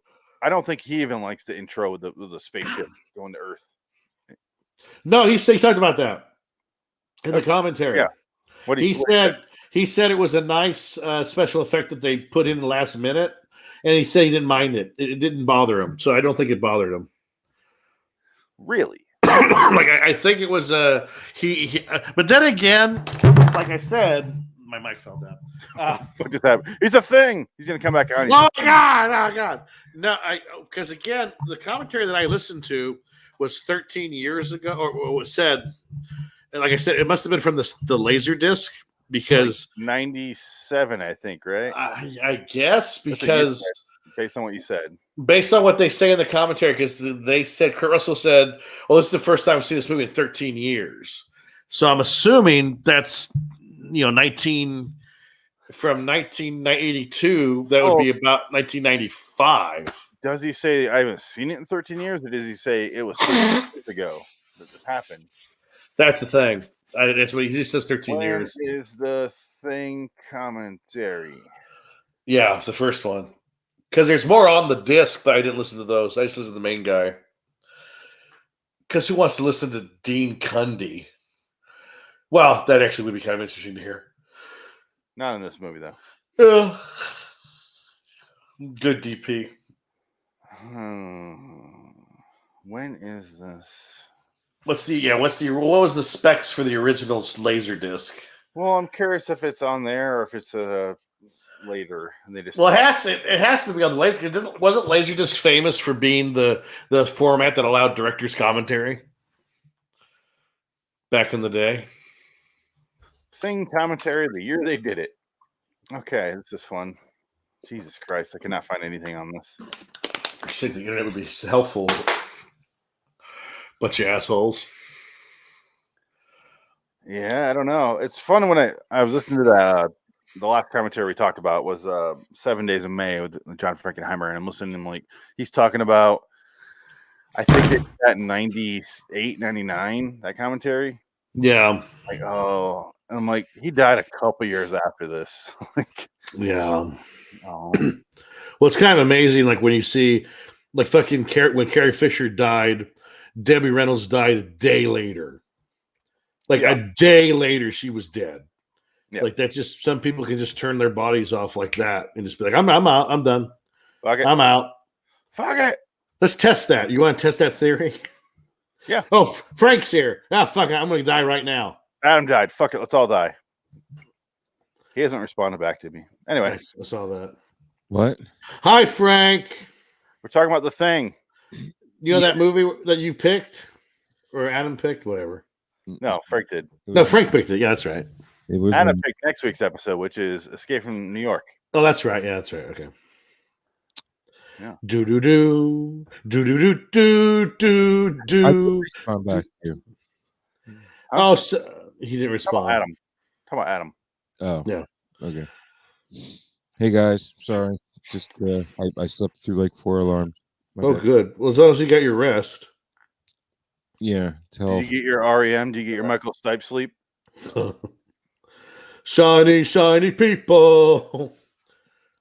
My work is working me to death. Would you believe they put a man on the moon? Andy, did you hear about this one? It's called The Thing and stars Kurt Russell.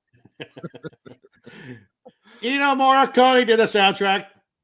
Can we get a holiday for Kurt Russell? The man is a national treasure. He really is. He fucking is. I can't believe he's still like not like I can't believe he's not either dead or like in that whole Well, guess what today is, Frank? Hold on, let me show him. Guess, just wait and see. Does this date ring any bells, Frank? Da da da da da da da da da. Happy birthday to you. Happy It's his 70th birthday birthday to- today. Kurt Russell. This is completely coincidental, by the way. Yes, it 70th is. birthday. Pretty crazy. Yeah, I saw it the other day. I Is saw it really? Yeah. Well, fuck you too. Him screaming in an otherwise really boring movie, Death Proof. Yeah.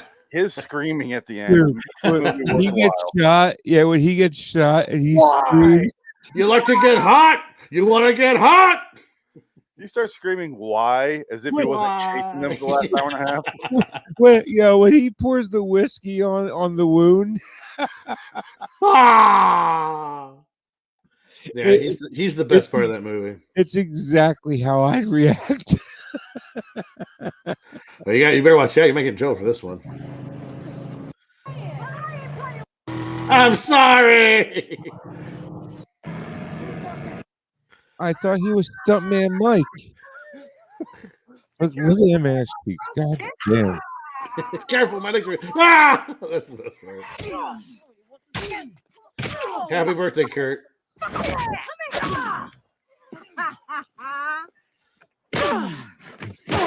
Before that was the "Why," though. Right there. Yeah, he's laughing No. before they hit him. The why is after he was shot, right?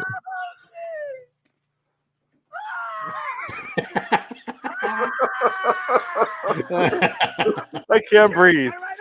Okay, that's all I need to play. Because he's trying to kill them the entire movie. They finally get the upper hand and make him crash, and he's screaming like a little bitch. What's the That's answer? what it was. It's Okay. great. I haven't seen this movie since the theaters. Really, It's stupid, but that ending. I is love it. Yeah, like No, Death Proof is Quentin Tarantino's worst movie. No. It absolutely is. Inglourious Bastards exist, so no. Well, I mean, yeah, but Christoph Waltz is so good in it. He is. It's like I don't know. It's tough. I don't care for it as much. You shut your mouth, sir. I'm going Inglourious Bastards, Once Upon a No. Time in Hollywood, and then Death Proof. Yeah, I'd agree with that. I own your first two and not the third. But I remember seeing, that was awesome. I Kurt have Russell's Death Proof awesome. because Nick Cage is in it. So it's over here in the stack. Oh, because he's in Grindhouse. He's not in Death Proof. He's in the Grindhouse. Yeah, I have Grindhouse, which includes Death Proof, Yeah. so. Oh, yeah. And that was Richard Rodriguez's worst movie ever. No, that might have been Robert Rodriguez's greatest movie ever because he's not very good. He did 300, sir. What are you talking about? That's Zack Snyder. That's Zack Snyder. I thought Robert Rodriguez had something to do with that. No. Oh. Robert Rodriguez did the Spy Kids movies and Shark Girl and Lava Boy. The greatest thing Robert Rodriguez has ever directed was the Mandalorian season 2 episode. Oh, From Dusk Till Dawn. Well, that too. Yeah, Okay. okay. Okay. From Dusk Till Dawn to From Dusk Till Dawn 1, Mandalorian season 2. Yeah, but see, I always gave from Sin City. Desperado. Desperado. That's what I was thinking. Desperado and Sin City. Sin City. And also they both have Quentin all over it. Sure. But his segment in 4 Rooms is fucking hilarious. Yeah. Yes. No, I like Robert Rodriguez. I don't think he's a bad anything. He's okay. He's like he's mediocre at best when it comes to certain things, but I do like him a lot. I think he's a cool guy. I don't hate things. I think he's a great person. I'm glad he's successful because he deserves it, and he's homemade 100%. Yeah, and he's Mexican, which is great because he talks about that all the time. He talks about that all the time. You racist piece of shit. What's that have to do with anything? No, he brings it up. Did you not see Machete? Did you not see Machete? No. The whole movie's about Mexico. Mexicans. Well, of course it is. It's got what's his face in it. Welcome to the Titty Twister. With that guy. Oh, that was racist. But he also did Once Upon a Time in Mexico. Yeah, the third one. Yeah, and that sucked. I saw that's not very good either. I was so angry. I was so disappointed in that movie. They shot Johnny Depp in the eye. It was the only thing I liked about it. I liked Once Upon a Time in Mexico. You would. Stupid. I liked it, and you all can suck on my balls. I'd rather suck in your balls and watch it again. Yeah, that's not even a threat to me. Pretty much, yeah. Is that a threat or a promise? Well, do I have to suck on it for the runtime? Because that's a fucking long. It's like a 2 hour, 10-minute movie. I'm not going to do that. But I feel like it's not that long, was it? I hope not. It really is long. And Johnny Depp took on way too many injuries to be a calm and cool, collected person. I'm sorry. He should be like this way before he got shot in the eye. When he gets shot in the eye, or do they take his eyes out? It's an hour 42. He gets shot in the eye. Yeah. He gets shot in the eye. Okay. Shot in the eye, yeah, because everybody survives that. Well, Johnny Depp does because that was that was 2003. That was the year of Depp. He survived it because of things. I don't want to say what it was, why he survived that such a violent attack on his face. But rum. Yeah. Or Amber Heard's. Yes, dirty pussy. He's like 100% pure Colombian. He's Kevin Bacon in disco shit. The X-Men movie where he absorbs all the power and puts it back on Amber Heard's face. He absorbed the bullet and brah! No, he didn't, sir. Yeah, he did. I don't give a shit. It's court, or it's in the court. It's in the court papers. She beat him. Okay. She got arrested and she's going to prison for first degree for manslaughter. She's getting 1 to 10 years and she's happy about it. Dick or Frank, you missed just the stupidest thing that Adam chose for our last show. What happened? Oh my God! Just watch the episode. Bones from Star Trek is a lawyer, and then he loses a case, and everyone celebrates like they won a victory, and the guy's going to go home. But he goes to prison for 1 to 10 years. But they're like, "Yes, we did it." It's like, bizarre. It is so bizarre. And what show is this from exactly? Like Alcoa-Goodyear what? Alcoa-Goodyear Theatre. And tire car company. Written by Gene Roddenberry. Yeah. What year did this air? 49 or 50. It's the debate there on the internet. No, it wasn't 49 or 50. Was it 50? 59 or 60. I don't know. 59, 60. Okay, I was going to say, no way. It's a TV show. How can this not be like concreted in posterity? So it's 59 or 60. 59 or 60. There you go. That show is fucked. That's why I have no numbers on them, because every source I found was horribly inaccurate. So I just didn't label them. It was one of those throwaway shows that no one really liked. So it was on sometime in 1959. I don't know. It was a terrible show. Nobody cared anyway. Well, imagine if you get a call from your agent. It's like, do you want to be on the Starburst television network? Like, what the fuck? I'm like, it pays well, and you're like, okay. Will the check clear? Because Daddy needs mortgage.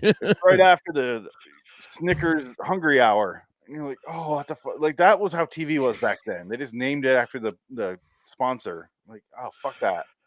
Well, yeah, because it took them so goddamn like. Well, that's what Dana Carvey did. Remember on his show, or the Dana Carvey show? It was the A&W Root Beer Hour. Listen, look, I'm in the racing world, okay, and sponsors are everything, the lifeblood of everything. So, like, the names of some things are just insane, just insane. Like, what's some? Can you name an insane thing? Okay, right now the IndyCar. I don't know. The IndyCar series went from the IZOD IndyCar series to a great series called the Verizon IndyCar. It should be called Kneel Before IZOD. How about you not cut me off, Dick? And then it went from Verizon. So then I I feel bad. And then it went from a really great sponsor of Verizon to the NTT Data IndyCar Series Championship. And everybody goes, who the fuck is NTT Data? Who? Did you record any of Wilford Brimley's lines from The Thing, Frank? I didn't record it, God. He didn't have time. Oh, damn it. See, we should have. I wanted to hear Wilford Brimley says, I'm all better now. Let me in. Yeah, I'm all better now. I can definitely play it in a minute. I can bring it up and play it. With his noose in the background. One of my favorite sponsorships is the Coyotes out here in Phoenix used to play at jobbing.com arena. Wow. It had the .com in the fucking name. Yeah. Really? Yeah. It should have been their Twitter handle. at jobbing arena. It's now the Gila River Arena. But let's take a look here. I'm curious because I want to see if I can find jobbing.com. It's so fucking dumb. Oh man. Is Adam okay? I don't know. He might be dead. No, does he have COVID or is no? He had a hernia burst. Jobbing.com arena. Oh my god! Jabing! Here to stay. Jobbing. Is that Corn? That Jonathan Davis? Jobbing.com arena. Featuring Corn. That's where someone used to play professional sports in a major league in this country. There you go. Who, the Coyotes? Jobbing.com. Yeah, Coyotes did. Where do they play now? Gila River Casino Arena or something like that. That's so much better. Right? Jobbing.com is so the White Sox used to play at, it was Comiskey, and then it was some other bank, whatever it was. But then now it's best rate or like guaranteed rate field is where they play now. And so I go there and I'm like, oh, this is ugly. Like whenever I go back to Chicago, I have to go to White Sox games. And I mean, at least it's not Expedia and Shatner's not everywhere. my White Sox hat. There you go. Yeah, nice. Well, the link, you know why? Lincoln Financial Field. Yeah. But at least it sounds cool. Yeah, well, we got to change, and then so there's Lincoln Financial Field, so we call it the Link. There's Citizens Bank Park for the Phillies. We just call that Citizens Bank Park. Yeah. And then there's the Wells Fargo Center for the Flyers and the Sixers, and we call that the Wells Fargo Center. Yeah. Oh, here we have Chase Field for the Diamondbacks. And then This is the worst podcast ever because they're supposed to put the Thing and they're talking about sports arenas. To be fair, I said I don't want to repeat anything other shows that review the Thing have done. And the Thing's been talked to death for years. It's a great movie. Like no one denies that anymore. It's accepted. I forgot we were talking about the Thing completely. I know, right? See, like, you go back to what Dick said, like literally, this is the second podcast I've ever done on the Thing, like, because Pez and I did a Thing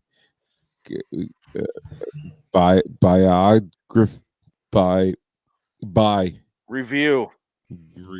Yeah, you need to use your words, Frank. I didn't know what to call it, but review. We did the 82 review, and then we did the 2011 review. So did I. Eventually, we will talk about the 2011 one. I hope that's way down the line. Which, you know what, I liked it a little bit because it had Kai Proctor from Banshee in it, and it was just weird seeing him in a different role than I was used to seeing him in. What role does he play? He's Peter. No, he was just he was basically like the okay, bushy eyebrows guy with the gun in the 82 version. The one that has a flamethrower at the end and gets killed by the guy up here. Yeah. He's like that guy in the Swedish camp. But it's a prequel, as Dick was shouting earlier. It's a fucking prequel. remake. Well, I know it's a fucking remake. It's a shitty cash grab Well- and what they did. Well, the reason why the Thing prequel is so bad is because they shot it with practical effects. Yep. And then at the last minute they said, "Oh, CG all of it." Like, what the fuck? Who makes that decision? You know what sucks about that the most is when you watch the CG, you go, "This would look cool." Like when the two faces become one, that'd be cool. If they could do that practically. And they did, and it looked good. And like they fucked it, like they all got cold feet at the last minute. It's like, why even try then? And it reminds me of what they're not remaking it because it's a massively popular movie. They're remaking it for a niche crowd already. Right. So just go to that crowd. And we love practical effects. Yeah. Yeah, the guy is still alive. It shows you it because did you watch that? There's a Joe Rogan where Rick Baker was on it and he talked about his career. It's fucking great. And Rick Baker, he's retired. He's done. He's done. Yeah. He talked about. He goes, the last movie I worked on was Maleficent because Angelina Jolie wanted me to work on it. Yeah. And he said I was specifically asked by Angelina to do it. I did it for her because she was very kind and very nice and very respectful. Because all the producers didn't give two shits about Rick Baker. Yeah. The guy's the greatest makeup effects guy in the history of movies. They didn't even know who the fuck he was. They didn't care. They didn't give a shit about the history. They just don't care. And that's about 90% of Hollywood because they're just all shit. Well, and they make shit now because they don't care. Why do you think I don't watch new movies anymore? Well, sure. Well, that's why Tom Savini went the other route, and he goes, "I didn't want to be mainstream." He just went like super underground shit, and that's why he's working with like Rob Zombie and shit. Yeah, like I'm getting paid more here than I possibly would in cool Hollywood movies. Well, sure. And Hollywood movies, they don't even do it because it takes too much time. Practical effects are just too dangerous. They don't want to mess with it because it takes time to make something like that work. The makeup guys, pre-production end. Yeah, when you have it ready, you're good to go, and you can shoot it way quicker, and then you're done with the fucking.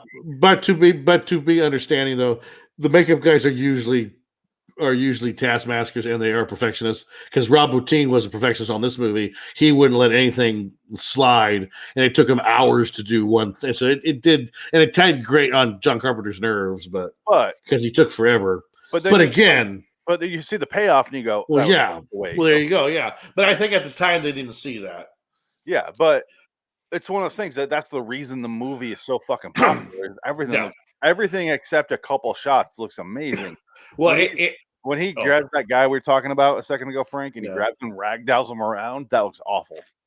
It's clearly a puppet. Oh yeah. When he was just like, oh, it's like a Muppet sketch. Well, they talked about that, I guess, in the commentary when they get to the Norwegian camp, and there's a guy that committed suicide. He said, I remember Carpenter and Russell said, when we were on set, we saw this dummy that Rob Bottin did of this guy that cut his own throat or cut his wrist, and we were looking at it, on the set, and they go, "This don't look good." He said, "This don't look good at all. We're kind of this might be a mistake." And they said they shot it; it looked great, but on film it looked great. But he said we had to shoot it to see what it looked like, and it looked real good. Yeah, I just love the part where his wrists are slit and his neck half open. Well, shit, that's what the thing does. Like, no, that was suicide. Speaking of suicide, for now, I'm all better. I'm all right now. I don't want to stay out here anymore. I want to come back inside. Says anybody in the position. Out here. And you come across Fuchs. It ain't Fuchs. It ain't Fuchs. It's me. It's me. I'm not going to harm anybody, and there's nothing wrong with me. And if there was, I'm all better now. I'd like to come back inside. Now, you got my promise. See, he's the thing right there. He's already the thing. I'm going to kill you. That's what I want to talk about is he's already the thing. He's already the thing because... Is he, though? It's when he took out the helicopter, he's the thing. Because he took the parts from the helicopter to make the spaceship. So he's the one that did that. He's the one that did that.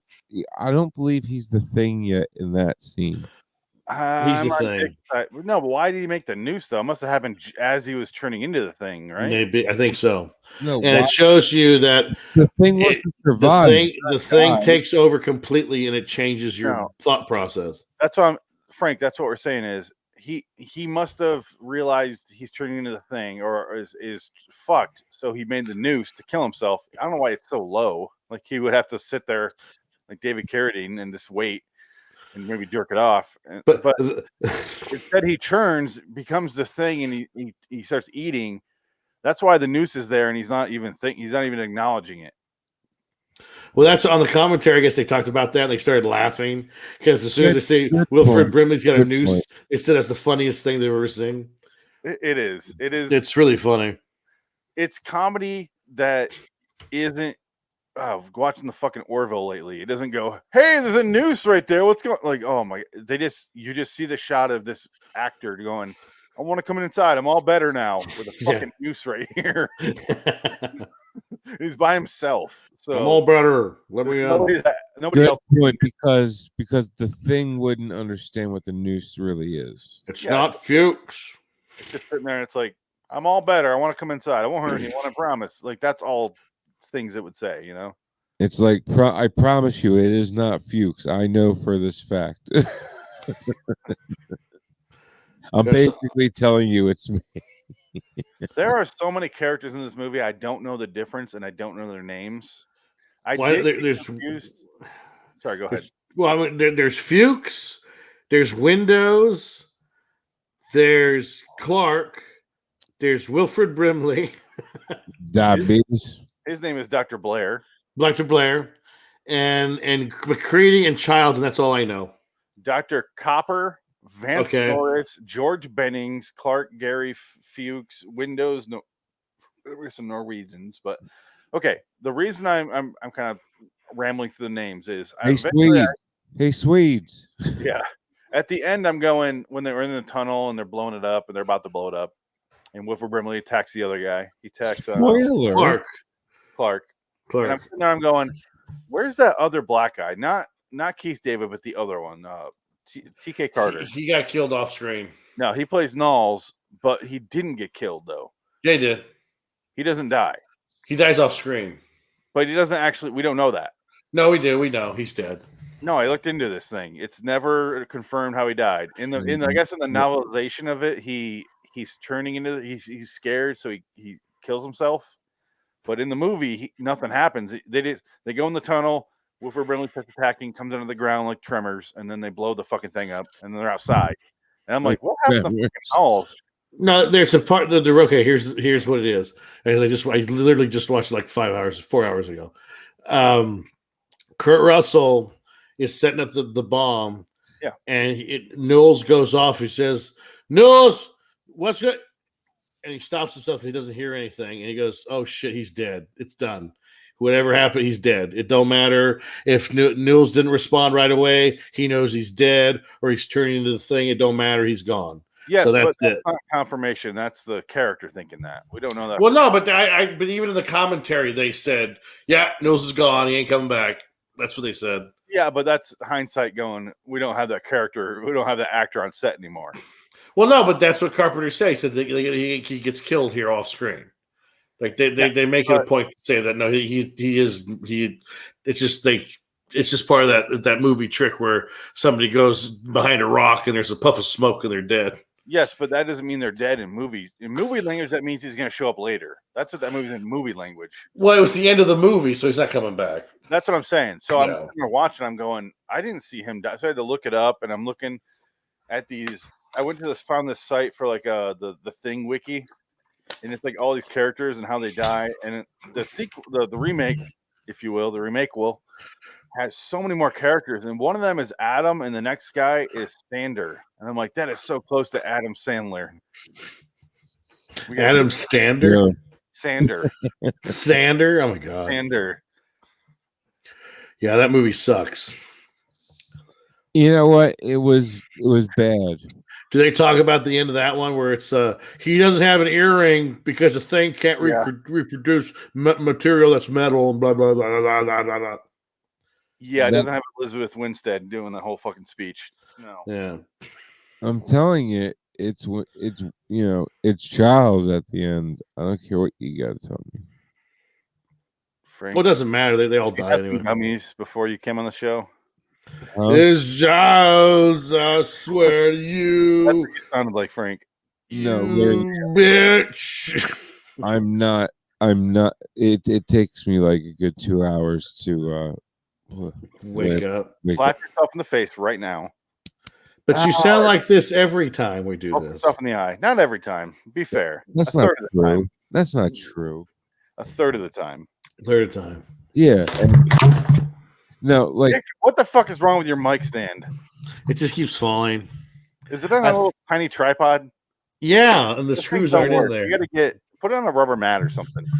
I don't have one of those. Get a little mouse pad. Throw it on that. will you get a fucking spring arm? They're literally $15 on Amazon. Not even, bro. Where am I gonna put that? On your table.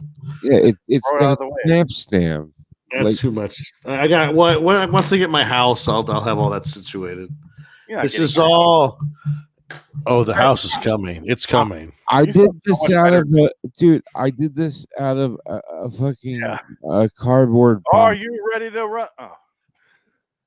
We'll make a Oh, little- yo, I'm a jazz singer. No. Is that the Samsung U101? I guess, yeah. Fuck yeah, I got 3 of those bitches. Yeah, this one works better than the other one. I like this You one turned it better. off. There. Oh, now you're good. No, it's shooting Face away. directly. Yeah, no. That's why I like that one. It's Put it closer to your face because I can actually hear you well. What are you talking about? You sound great. I've been trying to give them bitches away. That's right. How much did you pay for that? I can't remember. It was a long time ago. Let's not do this. Let's not do this at all. Anyway, Adam's not here to talk about USB mics or not.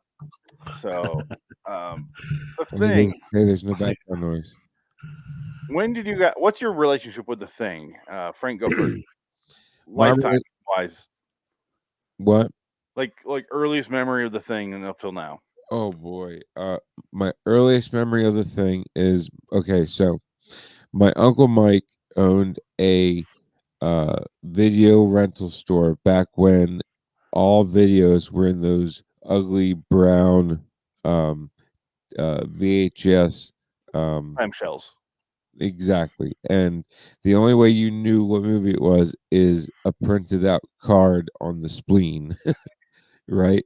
Spine, spleen. You had to remove her spleen. I'm sorry. Anyway, yeah, the back of the spine it was typed out on it with a typewriter. Oh, wow. This is how far I'm going back. This is like early, like mid I 80s. have regrets about my question or premise. What I'm saying is, me and my grandfather would watch this in the basement every weekend after everybody went to bed, because obviously I wasn't allowed to watch this because my mom was overprotective and my dad was high. I'm all better now. Let me into the basement.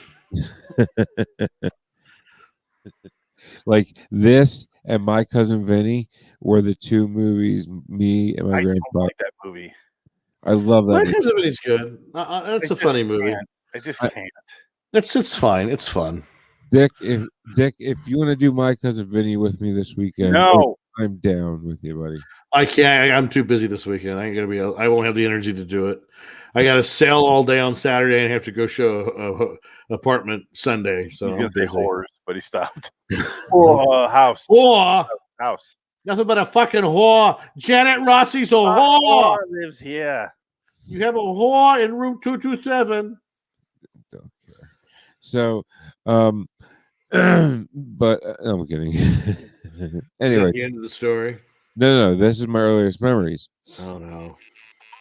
Hello? Karen Hill, I want to talk to you. Hello? Hello? Don't hang up on me. I want to talk to you. You keep away from my husband. You hear me?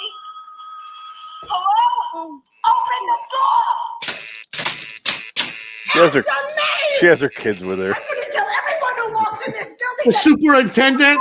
you are nothing but a whore. Is this the superintendent? Yes, I want you to know, sir, that you have a whore living in Soho.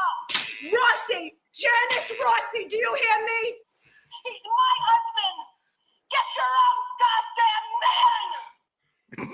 Classic. She's terrible in The Sopranos. Well, she's just playing a simple part, and that's it. Like she just sits the whole time. That's all she does. I tried to watch. I have never watched Sopranos all the way through. I watched season 1, and I get to her, and I'm like, can't get past her. She drives me crazy in that. I tried 4 cannot times. get past it, dude. I cannot get past Ralphie. So you can never see the episode where she gets raped by the employee of the month at the KFC. No, I Yeah. season 1, I see her character as the therapist, and I watch his mom as well, and I go, "Fuck these women." Well, the mom dies. She doesn't make it to the. Yeah, I know that, season. but yeah, I don't care. they drive me crazy. No, well, then just wait until you get to season 2 with the sister. Oh God, is it getting worse? Well, the sister comes in. She's a fucking horrible monster. It's a show I know I would love, but I cannot get past the certain female characters, and I want to. Because you're a chauvinist. No, because they wrote them as shriveling bitches, and like that's not a way to write a female. Like all of them are. What are the fucking? I think David Chase had some issues with his mother. Oh God, right? Yeah, I know he really did. Like he really did. They hit the nail really on the head with that. Yeah. Well, the movie's coming out this year. No, it's not. Yeah, he's fucking dead. What are they gonna do? No, it's the prequel. It's a oh fuck you. It's a requel. It's a sequel. The Deadwood movie. It's coming out in theaters. Well, it's going to be probably HBO Max in like October or something. I would assume it's just HBO Max. No, it's going to be released in theaters. It's a theatrical movie. I think it's called The Kings of New Jersey or something like that. King of Staten Island. No, it's not that piece of shit. Wait, I hate that guy so much. I hate him so much. I watch his stand up and I go, "This isn't funny." He talks about weed. That's it. Oh, he sucks. He's awful. And he sounds like he belongs in Goodfellas. And I was that, and you're like, "Good, you're 20. What the fuck is wrong with your voice already?" Sucks. I hate him so much. He's so annoying. Anyway, Frank, what? No, that's a different guy. What's his name? I can't remember. Pete Townsend. Pete Davidson. Pete Davidson. Yeah. Not Pete Davidson. What on SNL? Yeah, I don't like him. Yeah. He's all right. His stand up is fucking terrible. I can't watch him. It is bad. I was out smoking weed the other night. I live with my mom. I'm like, you sound like you're 57. How are you 19 right now? He's talking about being a teenager. I'm like, didn't he do a joke at some point? And that politician, Army Ranger guy with the eye patch got all mad at him. Well, yeah, because he made fun of him and he talked about how why is he a hero because he lost his eye. He was kind of disparaging against him, so he kind of had every right to be pissed off at him. Fair enough. So yeah, it was kind of like he's an asshole and he shouldn't say shit when you don't know what you're talking about. Well, it was post SNL, so he's like, "Fuck it, what's ruin my career now?" No, he was still on SNL. Because that politician showed up on SNL. Yeah, and he said he was mad because he made him so famous.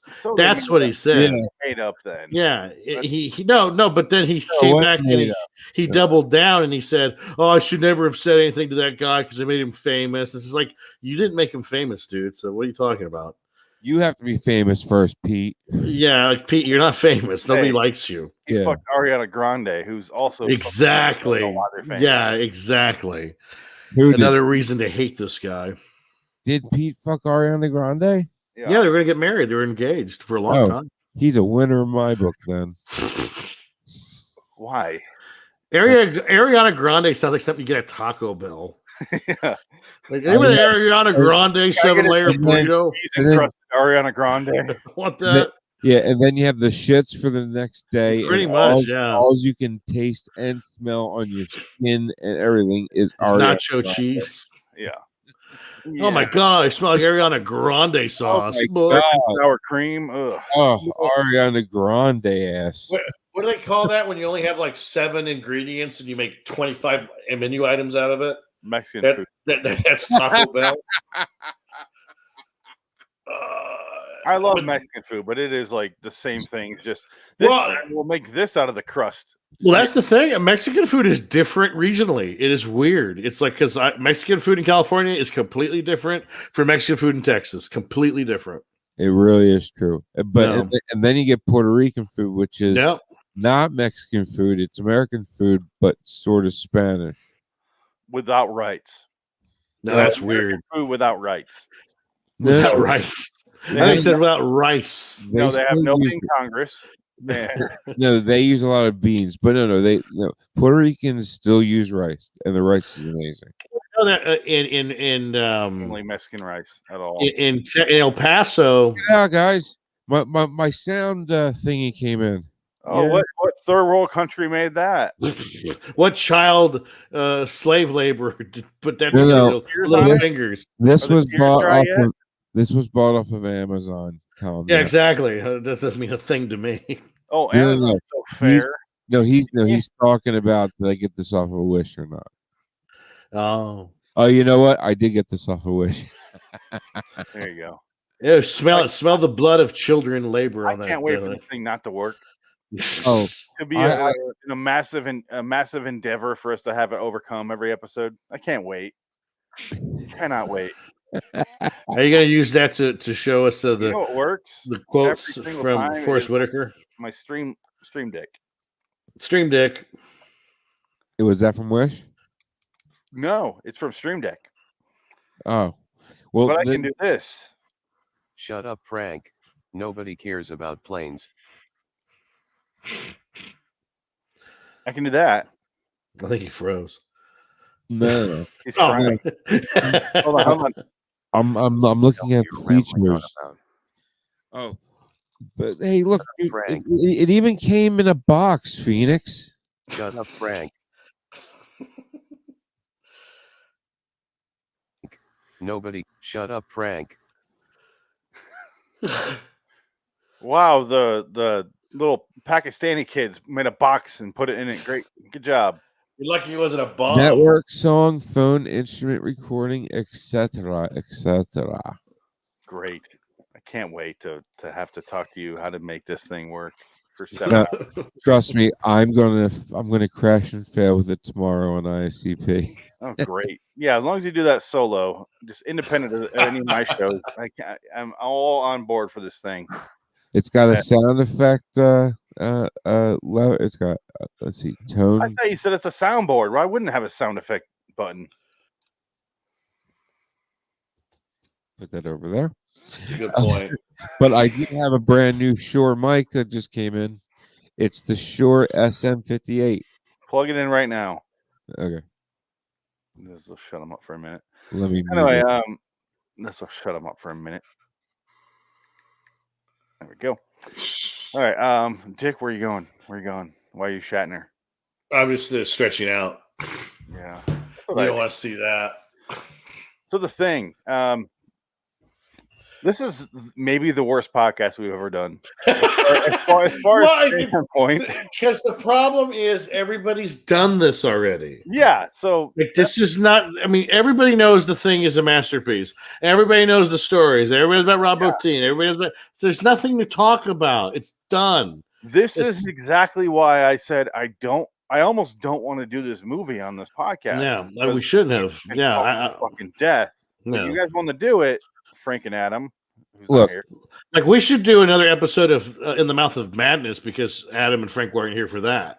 Because that movie never gets talked about at all. Yeah. And that one we should probably do again, just like as a Redux episode. Yeah. RLM did In the Mouth of Madness, and that was as much love as it got. Yeah, like I never see anybody really talk. I've seen a few people talk about it, but not many. Yeah. No, but the thing everyone's talked about. Everybody. YouTube movie channel has talked about this. And there's a reason. There's a reason because this movie is just great. You have to talk about. Well, you want to talk about how you first saw the thing and all that. Okay, so I'll tell you. Back to Frank. Were you done with that? You're still in your childhood. You're in your underwear. Your grandpa was with you on a couch in a stank room. He's licking his fingers clean after Look, you. I got my mullet with the 3 lines in right here. There you go. Vanilla Ice. Yep. My mom made this jacket. Your No. grandpa's like, don't tell anybody. And then what happened after that? You're my special little thing, Frank. My grandfather and I. My little Frankie Playboy. Okay, my grandfather and I would watch 3 movies every weekend. It would The be Thing, My Cousin Vinny. Das right. Boot. And Das Boot. Okay, 4 movies. Yeah. Oh my God. So Das Boot was in there, and then he would show me this cartoon. Homemade video that we made. The And Stag film. No. This cartoon was the beginning. The movie's real. The film is real. Oh no. No. The cartoon was about a baby. Why would you make it? Because he could. Hold on. Now I'm about a baby Oh my God, this gets worse and worse. losing his innocence. Baby's Day Out. Written by Masterpiece. John Hughes written. Okay, so John Hughes wrote that. you got a baby chilling in a living room. The living room is his mother's uterus. And then I'll talk about the first time I saw The Thing. I'm telling you, this gets good. Oh, let Frank. I don't continue his believe that. molestation story, Dick. You're rude. I Continue, know. Frank. Like you keep cutting me off, man, and I'm just gonna shut up. Swear to God. That's not gonna happen. I know. Then we won't hear the rest of this fascinating story. Continue, Frank. No. Go on, guys. No, I gotta blow my nose, so do it real fast. Talk. I gotta blow my nose. I muted Frank. He's not going to talk. I'm just all right. All right, look. Okay, So, so you guys watch. Please don't talk about this creepy cartoon anymore, and just tell me about your thing after that. Not your thing, but the thing after that. what I was I getting don't want to to hear is, the cartoon. I don't care. my point is, it was the beginning of a porno. I know that. We all knew that. That's why I said continue. Oh, did I tell you that already? No, I just assumed when you said you're sitting with your grandfather in the basement, it's going to lead to some sort of weird pornography being played and you being a victim. I don't want to hear that. Midget porn. It was midget porn. All right, so anyway, yeah. So I'm not your therapist. That's all I'm saying. I do need to see one. My doctor keeps yelling at me for not seeing one yet. Well, I don't. It wouldn't matter. Can you imagine being Frank's therapist and being like, "Fucking move on"? I don't. It would care. be like the Twilight Zone episode. He jumps out the window. No, the therapist is like, "I understand, but no." Frank, nobody cares about planes, World War II, submarines, animals, boats, or whatever else you're rambling on about. Now $25 is your copay. So please play that and get the fuck out of my office. It's free. It was free. It'll be free. I'll give you some pills here. Go knock yourself out. Just take them all. Fuck They the don't- label. Take them all. I don't have to see you again. Win-win. They don't give out any pills. They're so stingy. Anyway, what about modern day, Frank? After you got molested, what's going on modern day with the thing? Not your thing, the thing. Okay, so the thing then my dad, Why is this 75 minutes of our show? My- Your dad's been dead for a decade. Why are we still back then? Am I wrong? Too soon. Yes, you're wrong. It's been 11 years. There he goes. He does that on purpose. What a dick. I can't get mad at him because I'm being obviously on purpose a dick. So- Yes. Yeah, this is all a show. Yeah. So I definitely play right into it. Anyway, so okay, you watched Moving it. along. Yeah, so I lost my dad, and I killed him in anger. Watching The Thing. No, but I did watch The Thing previously, obviously, and it reminded me of him because me and him would stay up like every Saturday night almost, and there was 2 movies, Forrest Gump, and then after my dad was fully drunk, The Thing would come on. Out. Well, come out and then on. Okay, and then all over me. Oh my God! No, I made a Graphical map of Hawaii on my chest. Dude, he had hepatitis C. He wore a condom. Oh, don't do that. You're like Tommy Lee. Oh, well, he almost killed me because of that goddamn thing. That drug, those drugs to cure that will fuck you up. Okay, So after he was gone, how often do you watch The Thing? At least 4 times a year. Wow. Okay. Wow, that's a lot. Can we please move the fuck on to I love Dick? it. I love it. I love it. I just love this movie. I don't think I don't really have a connection to it at all, honestly. I don't remember ever seeing it before I think I was 30. I don't think I ever watched it. Really? I don't think I always knew about it. I just never watched it. We talked about this movie for sure. The hell's the matter? I don't know. I don't think I ever saw it until maybe film school saw it. I don't know. I don't remember. Why? Because you were an ET faggot? No, I never saw ET. I just saw ET like 3 years ago. How we get booted from YouTube? I never saw ET. Okay, Adam. And I saw ET with a girl, so I went to Long Beach and watched it with You a were girl. fucking 2. What do you mean? No, not when the movie came out. Yeah, like that's strange. No, when I was born, Oh, this is when the movies How came. old are you anyway? The Thing, ET, Blade Runner, Star Trek 2 all came out when I was born. Yeah, I have the newspaper, and So it has you're- all the movie lists. Dick is 2 years older than me, I believe. So 82. Yeah, 82. No. So this came out the year you were born. Yep. That's all my only connection to it, really. Yeah. So Okay. you and 'Cause, my nobody in my family ever watched it. I don't think we ever sat and watched it at all as a family. Wasn't one of those movies we watched. I think I discovered it myself.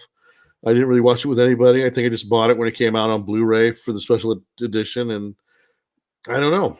I can't remember. A weird mix between you guys where I watched it as a teenager, but the problem is I don't like this. I just because what didn't you like? No, well, I didn't watch it as a whole. I watched segments and I went because you know how I hate like the Adam fucking loves that goopy, gory horror, and I'm like, and I'm watching, I'm going, blah blah blah, and I didn't really care for it, and I thought I hated it. I had a thing against John Carpenter for a while because I watched The Fog, and I watched some of the. Oh, there you go. Yeah. Assault on Precinct 13. I watched as a teenager. I'm like, fuck that guy. All right. Wait. What? Turns out, Assault on Precinct 13 was that with Nobody. The first one, the original version. Yeah, you will not know anybody that's in that fucking movie. It is a bunch of nobodies. But so I watched a bunch of his movies as like a real young, maybe 11, 12, and I watched them and I'm like, nah, fuck that guy. And I had a thing against John Carpenter for the longest time. And then as like 17, 18, somewhere in there, like when I'm discovering John Frankenheimer, and I sat and I watched the thing all the way through. And I was like, that's pretty fucking good. And I had like an appreciation. I was like, all right, now I understand the context of why there is the goopy goppy monsters. Now I understand. And I liked it. And I watched it again the next time, like when I was 26, 27. And I'm like, that's really fucking good. Okay. Now, and I'm like, all right. And I started to come around on John Carpenter when I started to watch the other movies again. Assault on Precinct 13 still fucking sucks. And The Fog is awful. But the other movies that are good, like Escape from New York, I fucking love. So I started to come around. Because I only really knew Carpenter for 2 movies at that point when I was graduating high school, which was Escape from not New York, but LA, and Ghosts of Mars, which is fucking terrible. And I was like, fuck that guy. We did that one. Yes. We don't do that again. That cost me $3 on Amazon to rent that movie. I'm sorry. Well, Frank's sending out some thumb drives that are huge, and I'll send them out to you. They'll have everything on there. Well, it doesn't matter now. It's done. Yeah, It's over. like 2 terabytes is a lot, right? It's a fucking lot. It's a lot. All right, cool. What else is on there? He hasn't sent them to me yet, so I don't know. No, they're in the mail now. You're gonna have every John Carpenter movie, every John Frankenheimer movie, every Tales from the Crypt, every Twilight Zone. Oh, wow. Everything. There's 2 terabytes of a fucking lot. So yeah, I'm not making illegal copies though. Allegedly. You can't prove it. Fuck you. John Frankenheimer's. But I don't have like a deep history. I've seen it maybe 7 times total. But every time I watch it, I appreciate it more. Like today, I watched. This is the extra one. Yeah. Today I watched it and I was like, "This is really fucking good." And I really appreciated the tension they're building this watch through. And I'm sitting there, and usually what I do is I go an hour, and I'm like, "All right, I'm gonna go in the other room and hang out for a couple hours and come back and finish this." Instead, I was like, "All right, 10 more minutes. All right, 20 more minutes." Yeah. And I watched the whole fucking thing in one sitting, and I was like, I couldn't tear myself away from it. And I'm like, That's a really good sign. Yeah. And this is probably John Carpenter's best movie. Oh, absolutely, yeah. But again, like everybody's already talked about this movie ad nauseum because it's so good. You can't argue that it's good. I would love to hear from somebody who doesn't like it. And I would love to hear someone have that art like that. Like, why don't you like it? What doesn't work for you? That's what I would love to hear someone talk about. And I'm sure there's lots of them out there. And they're probably all millennials because they're all fucking stupid faggots. That's the second time you dropped that. Stop doing that, guys. You did it the first time. No, I didn't. Dick did, or Frank did. Frank did, yeah. I do not. I do not. Sorry. No, it's not about them. It's about. I think that's a word reserved for special people. When did you do it? Like the last time you spoke? Yeah, you did say it. What do you mean? You also did it in a text earlier that I said I couldn't read out loud because you used it. Read your last text to me. Yeah, but I called myself that. Yes, but come on, it's YouTube. You get banned for that shit. So I'm just saying, I don't personally care. It was a text.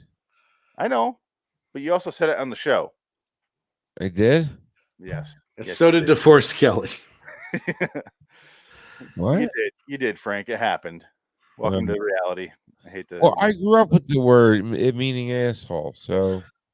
Why not? It's just people don't understand context with words anymore. We don't live in a rational society anymore. No, we live in a robot matrix world that bans you for saying certain things. So yeah, because you're stupid, and it's like not even 0.5% of the population. It's just a bunch of people who have lots of different accounts on Twitter, and they do this shit all day. Welcome to Work Dystopian. We've all wanted. Well, Bill Burr said him right. Bill Burr's wife said him right. That was great. You see what happened there? No. They said, somebody said, well, just because he's married to a mixed or a black woman doesn't mean he's not racist. And the wife was like, went off on him on Twitter and just said, you're an idiot. No, the post is like, just because he has a non-white wife doesn't mean he's not racist. Just he could have just because he has a non-white sex slave doesn't mean he can't be racist. And she just goes, shut the fuck up. Yeah, so she said, yeah, that was great. You're like, it's like, yeah, national treasure, and his wife apparently is following along because his wife's on his show sometimes on his podcast. She pops in. She's pretty funny. Dude, his wife is. I would so play drunk and hide the pickle with her, dude. Oh my god, she's hot. Yeah, she's a good looking woman. Which is kind of funny because Bill Burr is not a handsome man. I don't know how he got. He's rich. Guy. He's fine. No, I know he's fine. That's. I mean, Phoenix and him are two classic examples that funny will trump hot with dudes. Oh, I know that. Yeah. He's crying. Great. He's crying. I hate my life. I'm sorry, Phoenix. We're back, and I don't know what to talk about. We're going to talk about the thing. Bill Burr's great. Look at Patrice O'Neal. Did you see his girl? Good God, she's a 30. But he's been dead for like 20 years. Poor taste. Dad and Patrice. It's poor taste. He's been dead a long time. He's been dead a long time, Patrice. Poor taste. That's a fact. He's dead. Been dead a while. Yeah, he's a dead person. He's deceased. I think people forgot about him, just like they forgot about Adam. What's his name? Greg Giraldo. See, even I forgot his name. Oh yeah, the guy who's dead. Well, you're gonna say Adam Goldberg? I was gonna say Adam Carolla, but it's Greg Giraldo. I was gonna say Adam Carolla is too busy putting really bad podcasts on his network. Well, he's also showing up on like fucking Sean Hannity's show and then saying people don't understand what like the dude's a fucking white nationalist. Just deal with it, dude. Yeah, like Carolla really confuses me sometimes. I love Carolla, but I can't listen to his shows anymore. Me neither. He's really funny and really observant, but then at some point he just became the guy who wants to be right more than he wants to not be associated with people I fucking despise. And he says it's because they're, Sean Hannity really represents both. I mean, Sean Hannity is literally David Duke of the KKK loves Sean Hannity and says he represents us. So there you go. That's what Sean Hannity is. And did he really say that? Yeah, David Duke loves Sean Hannity. No kidding. Yeah.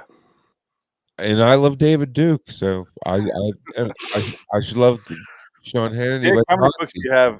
How many David Duke books do you have in the other room? No, I don't have any David Duke books. Really? Unfortunately, don't have any of his books. When you want to cast David Duke in a movie, you know who you cast? Topher Grace. Topher fucking Grace. That's who you cast. I think the casting was Spike Lee's like, people already hate you. You're a good David Duke.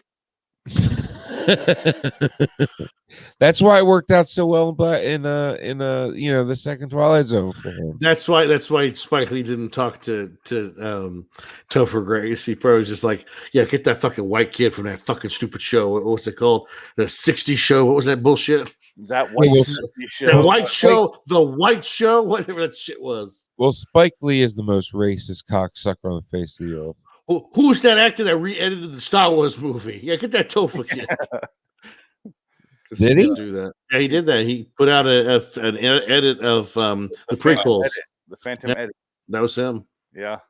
I guess it works. I guess it actually is pretty good. It's got to be better. It shortens it out. It makes more sense, and it's clean. It can't be worse, right? No, it can't get any worse. All right, The Thing. Great movie. Well, let's talk about, say more. Yeah, okay. Let's talk about how good they do at how good job do at building suspense. Okay, look, building suspense right off the bat was I wanted to know, was Kirk going to go to F7 with his knight and put the computer chess player into checkmate? He could have. Bitch. Yeah. Instead, the idiot moves his rook. Bitch. Yeah. Instead, the idiot moves his rook all the way up to G9 for no reason.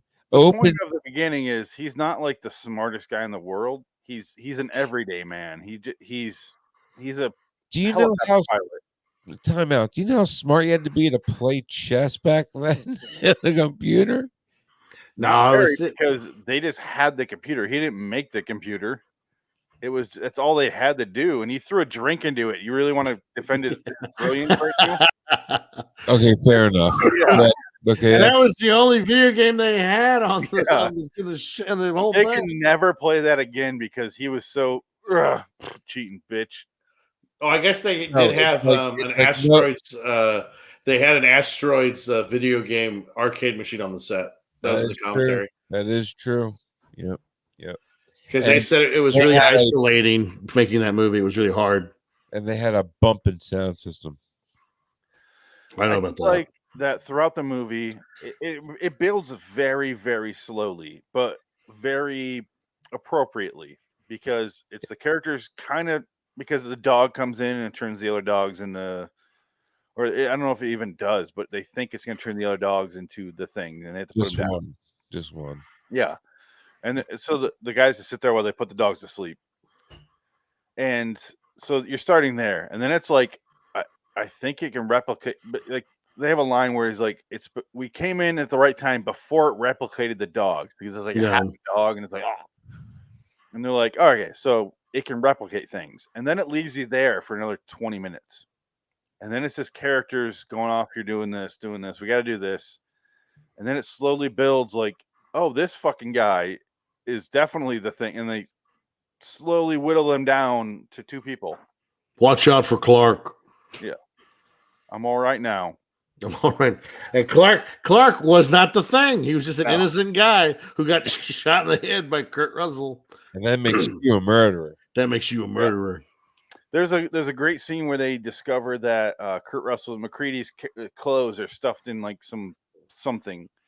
And they're like, all right, he's definitely the thing. So they all start to attack him and they go into a closet and they're like, ah! And he's like, has a big ass dynamite in a flare. And he's like, you come at me. This whole thing's going over.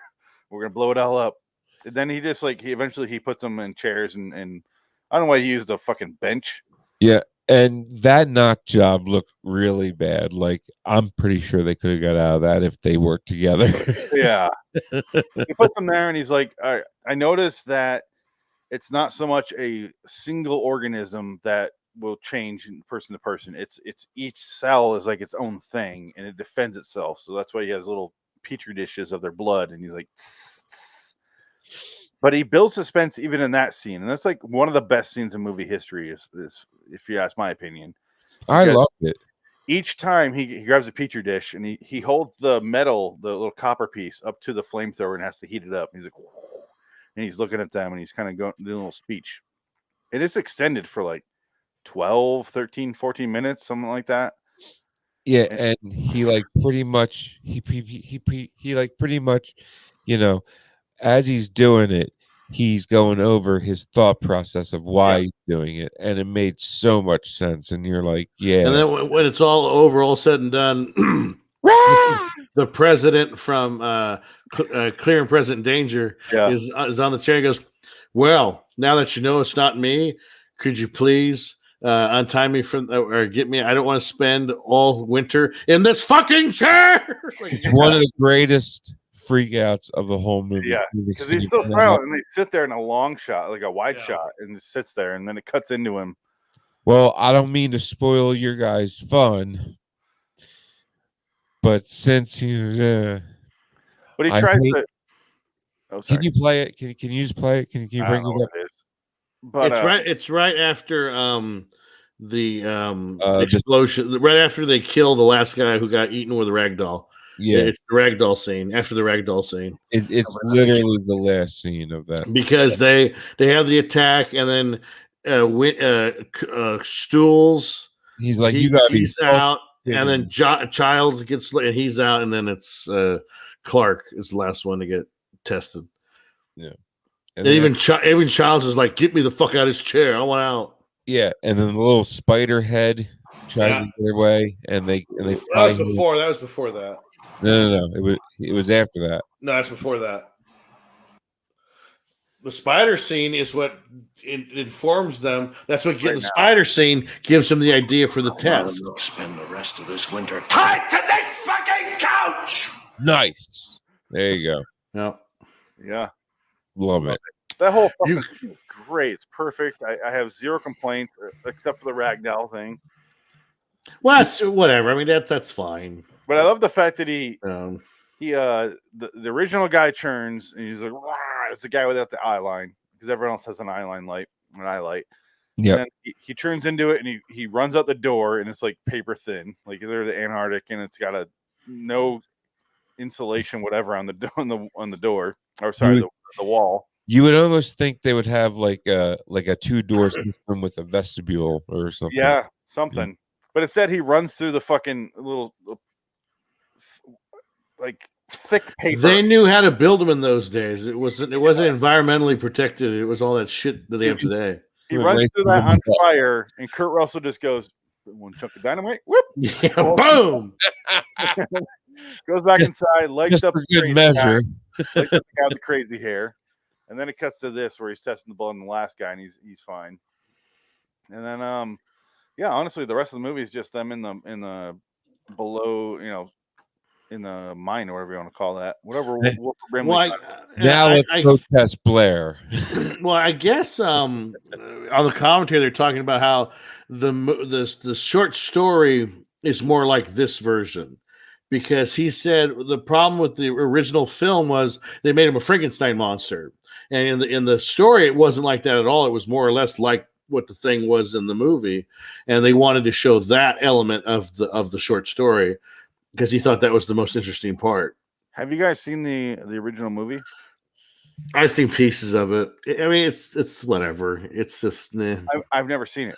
I want to. Me neither. I've never seen it. Maybe we'll talk about it in the show, and we kind of compare all three versions in this. Maybe we should have done that. That sounds more interesting. We should have done that. I would rather watch that version than the 2011 version. We should have done that because we weren't talking about the thing anyway. Well, exactly. Frank has chose this episode. The episode I said I don't want to do because there's nothing to add to this. Everyone's talking to death. Even saying everyone's talked to death has been talked to death. So it's a great movie. I love it. I want to rewatch it. And it's definitely one that should be a classic. Mm-hmm. And I don't know why they remade, they did the 2011 remake / prequel version of it, and they didn't do practical effects. Why the fuck even do it then? Why? Well, they did, and they changed their mind. They put CG over it. Why? It's the biggest mystery because it's like, why don't you double your budget while you're at it? It's like Kathleen Kennedy making Solo twice. Makes no fucking sense. Why would you do that? The thing that pissed me off the most was the muzzle blast that you could see at the end while they're chasing the fucking dog, right? Because in the beginning of the 82 version, there was no muzzle flash. You just heard the sound. Well, let's do that right now, Frank. While I have it up. Okay. Well, you tell me, I know what you're talking about, but how far into the movie here? Let's share the screen here. We can do both. Let's do this screen. Literally the very beginning of 82. Yeah. The beginning of the end. The beginning of 82 and the very end of 2011. Which shot are you talking about though? I know what you're talking about because I've seen the movies, but I don't know where exactly it is. When he's shooting at the dog out of the helicopter, right? Helicopter. Out of the helicopter. You don't see any muzzle flash. You know, like coming out of the gun. I'll just turn the sound off while we can talk over it. Yeah, there's alcoholic Kurt. I didn't peg him as an alcoholic so much, just a guy who's really fucking bored of being here. No, he has PTSD from the Vietnam War. They didn't say anything about that in the commentary or the movie. Yeah. At one point, they did say that was part of his character development. Well, who gives a shit? It doesn't matter. I know it doesn't. My point being is that's why he's there. He wanted to get away from reality. Can you tell me where I'm at here? You see John Rambo? Literally the very, very, like the very beginning, like the very, very beginning of the movie. Like, yeah, okay. It's right before the Imperial Walkers. Yeah, literally right here. Okay, good. They're on Hoth, and then what happens? The Tauntaun comes up. They smell better on the outside. Yeah, they're no.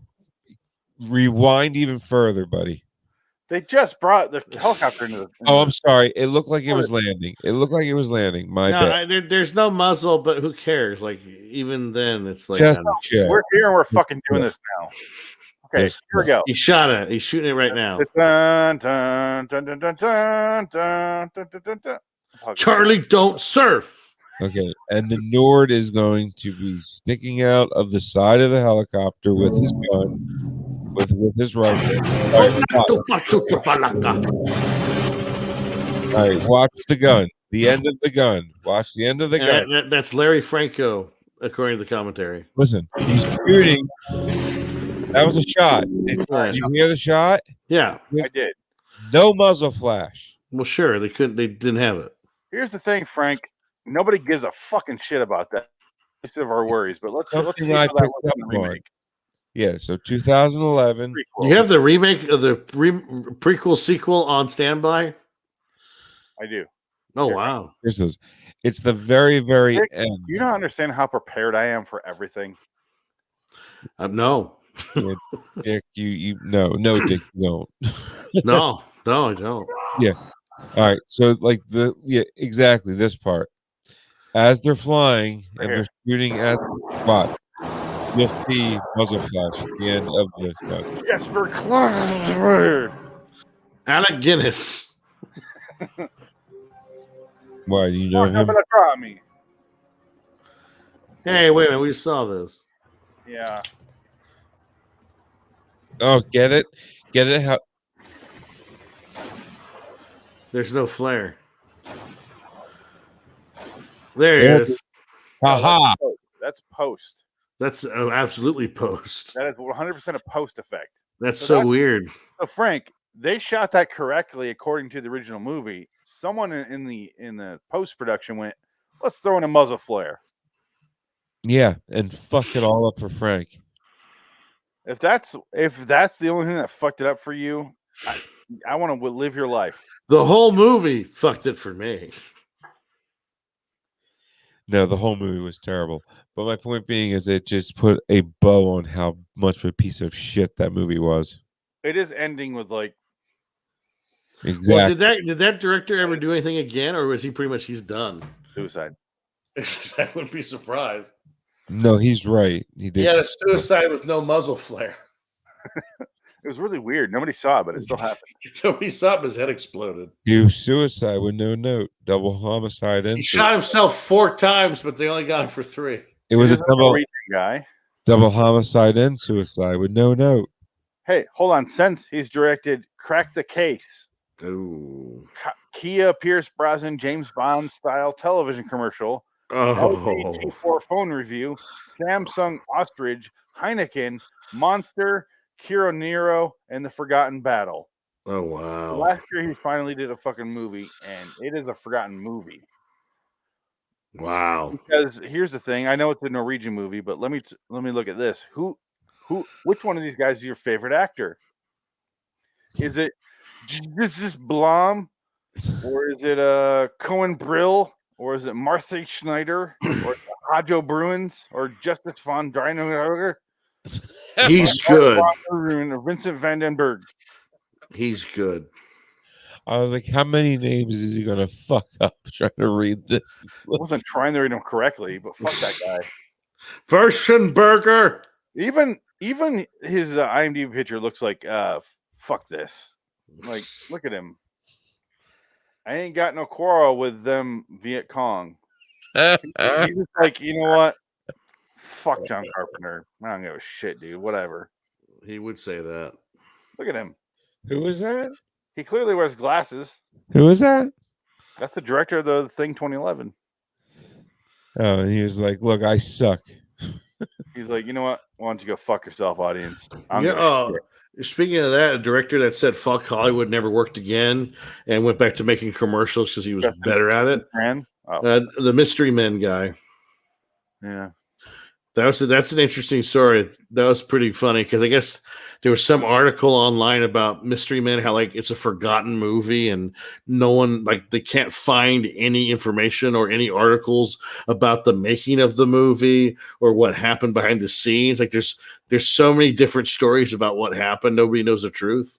Well, it was made in that nice period where the internet was kind of starting. Yeah. But not internet articles about everything. So you get William H. Macy and Janine Garofalo, and one throws a fucking bowling ball at them. That's it. That's their power. Yep. God. And Dane Cook shows up. Janine Garofalo. Yeah.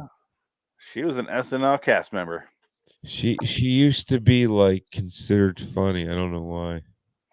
I don't mind her. I do her. Yeah. Margaret Cho follows me on Twitter. I do don't her. know why. I don't know why. I love Margaret Cho. Dana Carvey does as well. I can't figure out why, but What? they do. Their assistants love you. You think they're on? Do you think they really? Do you think any actor or blue check? Yeah, none of them know. Do it. Robert De Niro once shared our LIW or Loaded Wonderland, or was it originally called? He shared one of our tweets that we did because we reviewed Born to Win or something like it's one of his early movies, and he retweeted it. I'm like, that was not De Niro, but that's awesome. That's hilarious. Yeah. Thank you, Right. Phoenix. You never know, man. I mean, De Niro looks like the type of lunatic that would be behind his own Twitter. No, I think if you describe Twitter to De Niro, he'd be like, what the fuck are you talking about? He'd punch you in the face and say, "Where's a black girl?" Yeah, I want a hefty black girl. He likes black chicks. Hefty ones. I think that's what Paul Mooney said. He said Robert De Niro would slap a white bitch in the face to get to a black girl. That's where the black girl's at. Black girls like fat white girls. He's the opposite. That's all you need to know. Just reverse everything. Just put it inverted, and you get Robert De Niro. There you go. Well, Bill Burr kind of disproves that theory. That's not a theory. That's fact. No, my buddy from Boston, I think it's a Boston thing because my buddy from Boston or Massachusetts loved black women. He goes, they're better than white girls, bro, because they don't talk a lot. They don't want to go see their mother on the weekend. They don't want to go do like, stupid white people shit. They just want to be left alone and just fuck. Okay, thanks, Joe. Stupid I mean, white people love to fuck too, you know.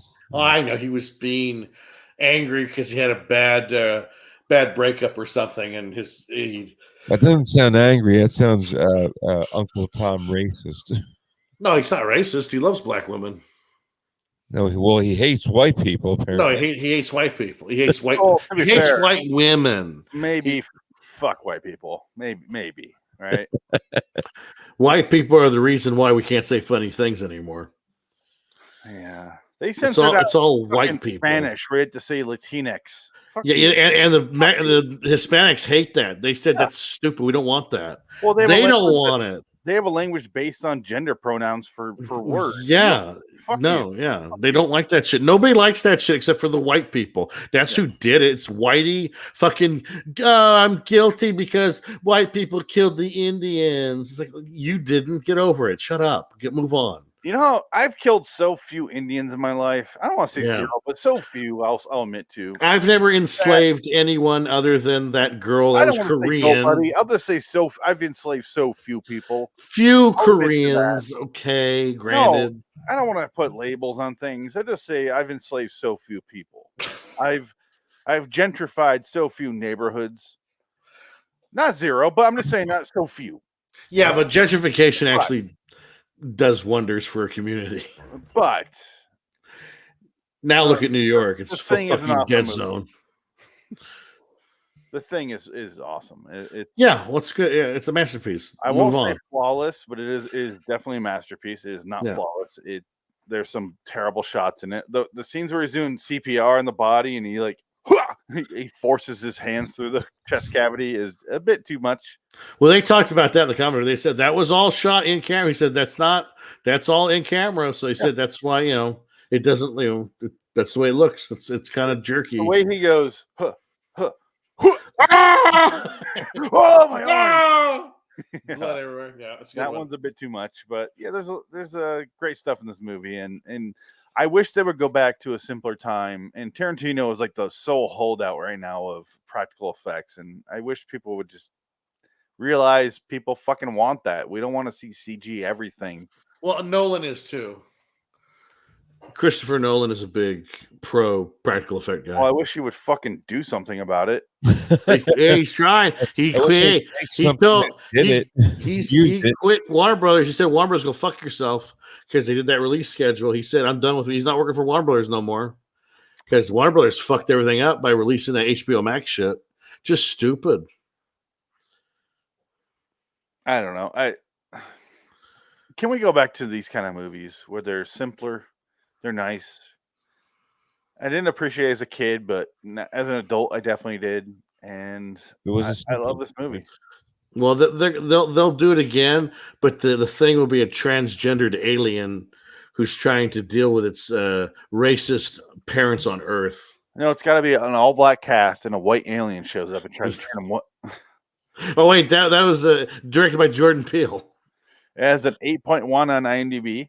Sure. I give it a 9. Yeah, I give it a 9. Definitely 9.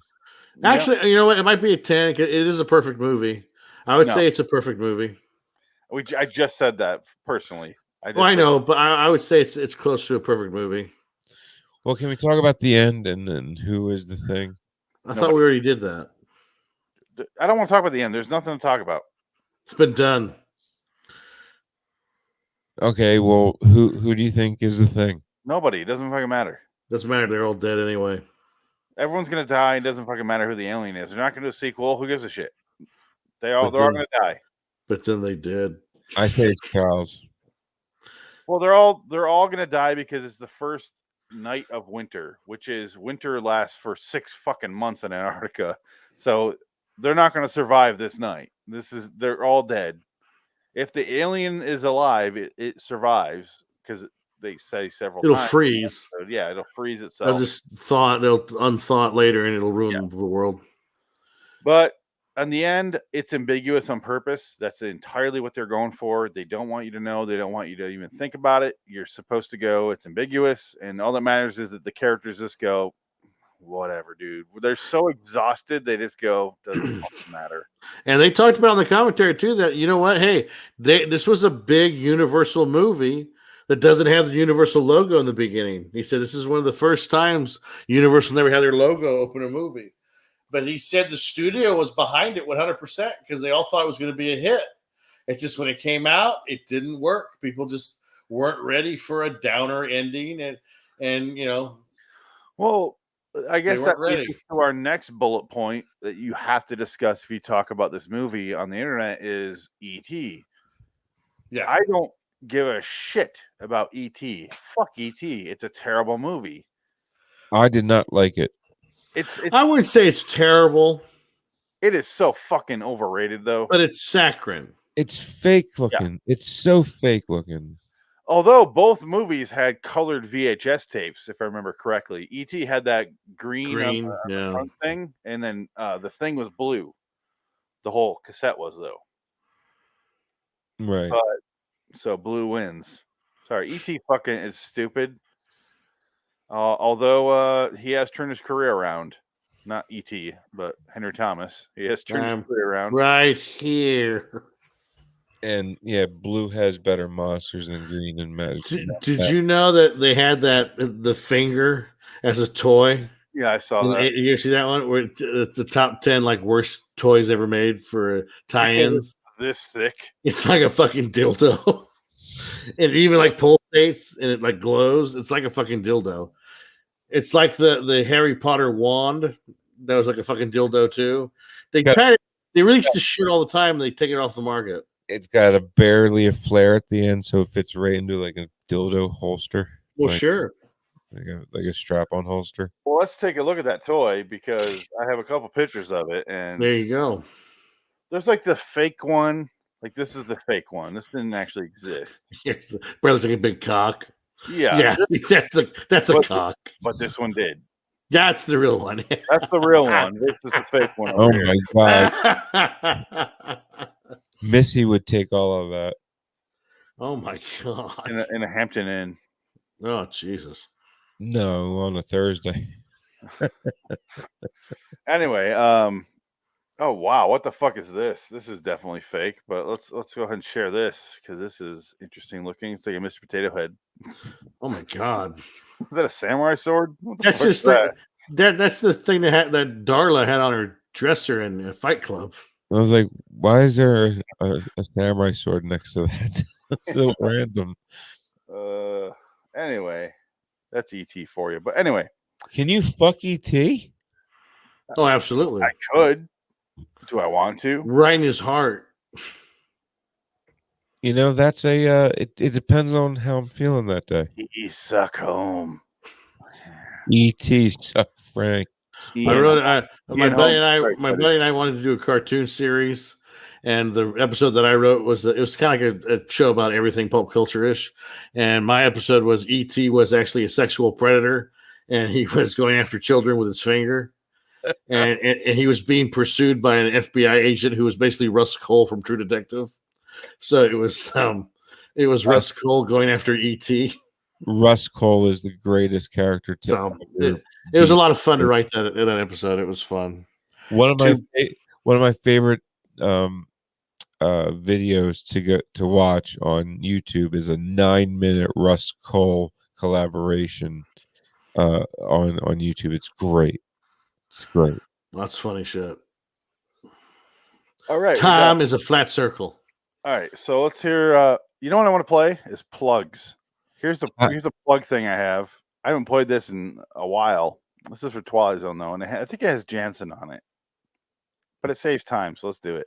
He does Radra's here though. Jansen wishes to plug, apparently, reddragonsradio.com. Adam wishes to plug, raidersoftheLostFlix.com and on YouTube for movie reviews and pop culture discussions. Don't bother. Frank wishes to get plugged in Hampton and for hours and hours. Oh, and also in the Sports Car Podcast, Way Off Topic Radio Podcast. Phoenix wishes to plug LIWstudios.com for all of our videos and podcasts from Loitering in Wonderland. Send us your Twilight Zone thoughts. All right, I'm not gonna play the rest because it's Twilight Zone related. But Dick, yes, what's your plug?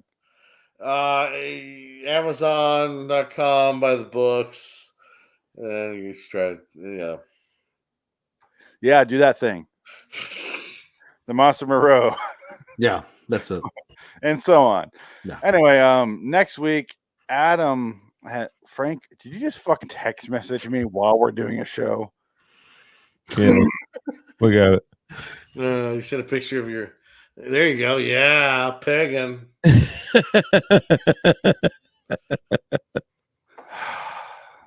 out the video on Loading Wonderland. How does the new mic sound, by the way? The same, but great. What do you want me to say? It sounds so much better. Like, it's the fucking same. I don't know. I don't know. I was just wondering if it sounded any better, worse, same. I mean, the other one was cracking up. 5% better. How about that? Does that give you excitement? A half chub, quarter chub?